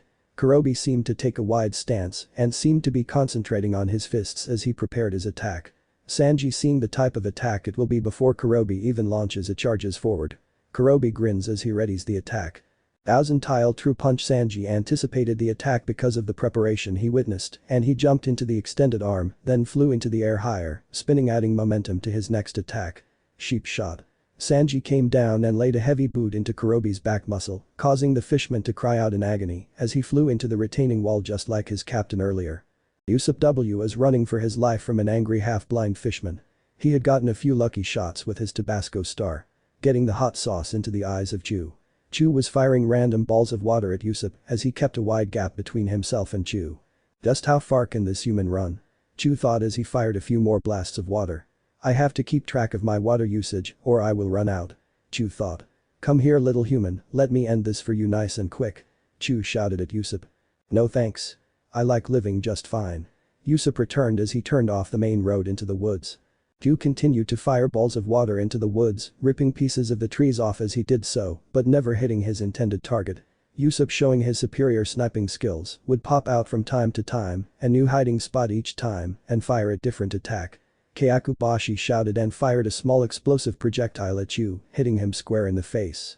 The fishman cursed his bad luck. Usopp ran back towards the road making sure to make noise as he laid out some cal traps behind him. When he heard the fishman cry out in pain, he quickly shot another Tabasco star directly into his eyes, further ruining Chu's vision, followed by 2 gunpowder star. Chu moaned in pain and impotent anger. He could barely see at this point. Usopp hammer was the last thing he heard before he fell to blissful unconsciousness as Usopp began to smack him in the head repeatedly with a small hammer he had kept for ship repairs.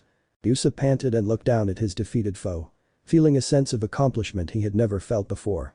He ran back to Arlong Park cheering the name of Captain Usopp to anyone that could hear. Luffy stepped towards Arlong. Arlong glared at him. Well, Arlong, it looks like it's finally your turn. All of your generals are done. Some worse than others. Shishishi. Luffy chucked at the fishman's misfortune. You think you can beat me, human? That punch earlier wasn't bad. I'll give you that, but you aren't in my league, human. You know why fishmen are superior, don't you? Arlong asked and waited for a response. Honestly, I don't care what makes you think you are superior to me, the facts are this. You are going to get your ass kicked and there isn't a thing you can do about it. So what you need to do is put up or shut up, Luffy said, throwing Arlong off his normal game. Arlong recovered quickly and came at Luffy with a strong right punch which Luffy deftly dodged.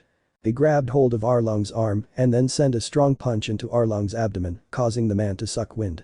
Luffy let go of his head and waited for the man to get his breath back. How the hell is he doing this? I mean, he's seriously toying with Arlong. One of the villagers asked.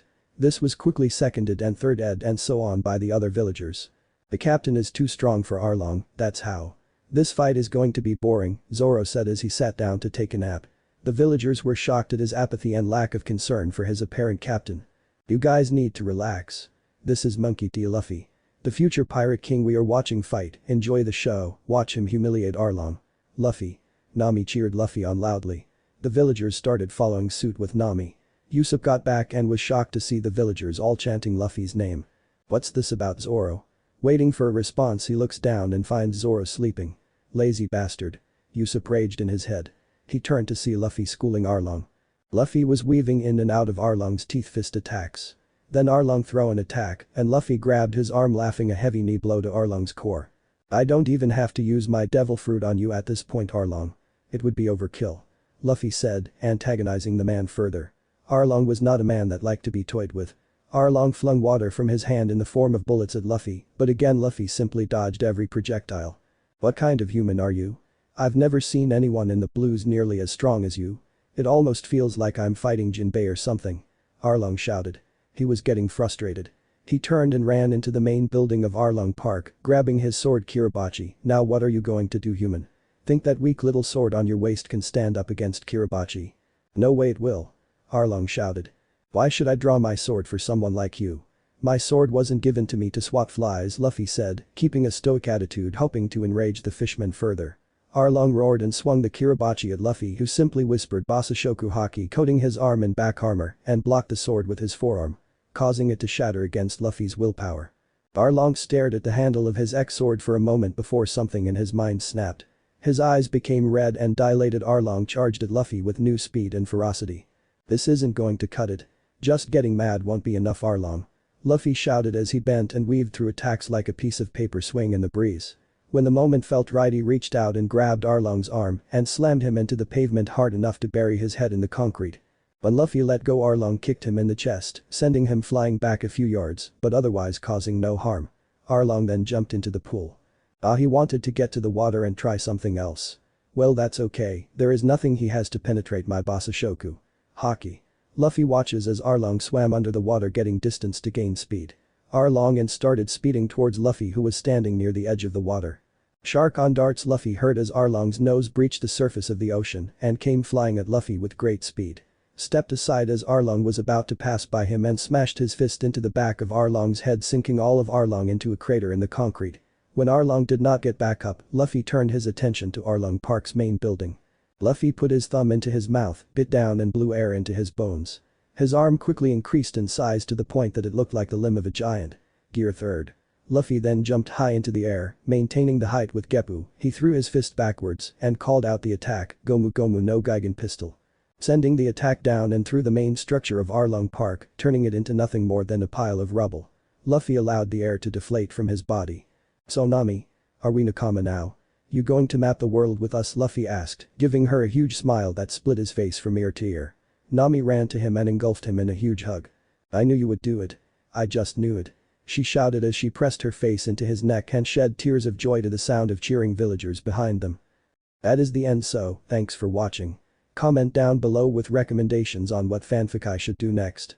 And remember to like and subscribe to my channel.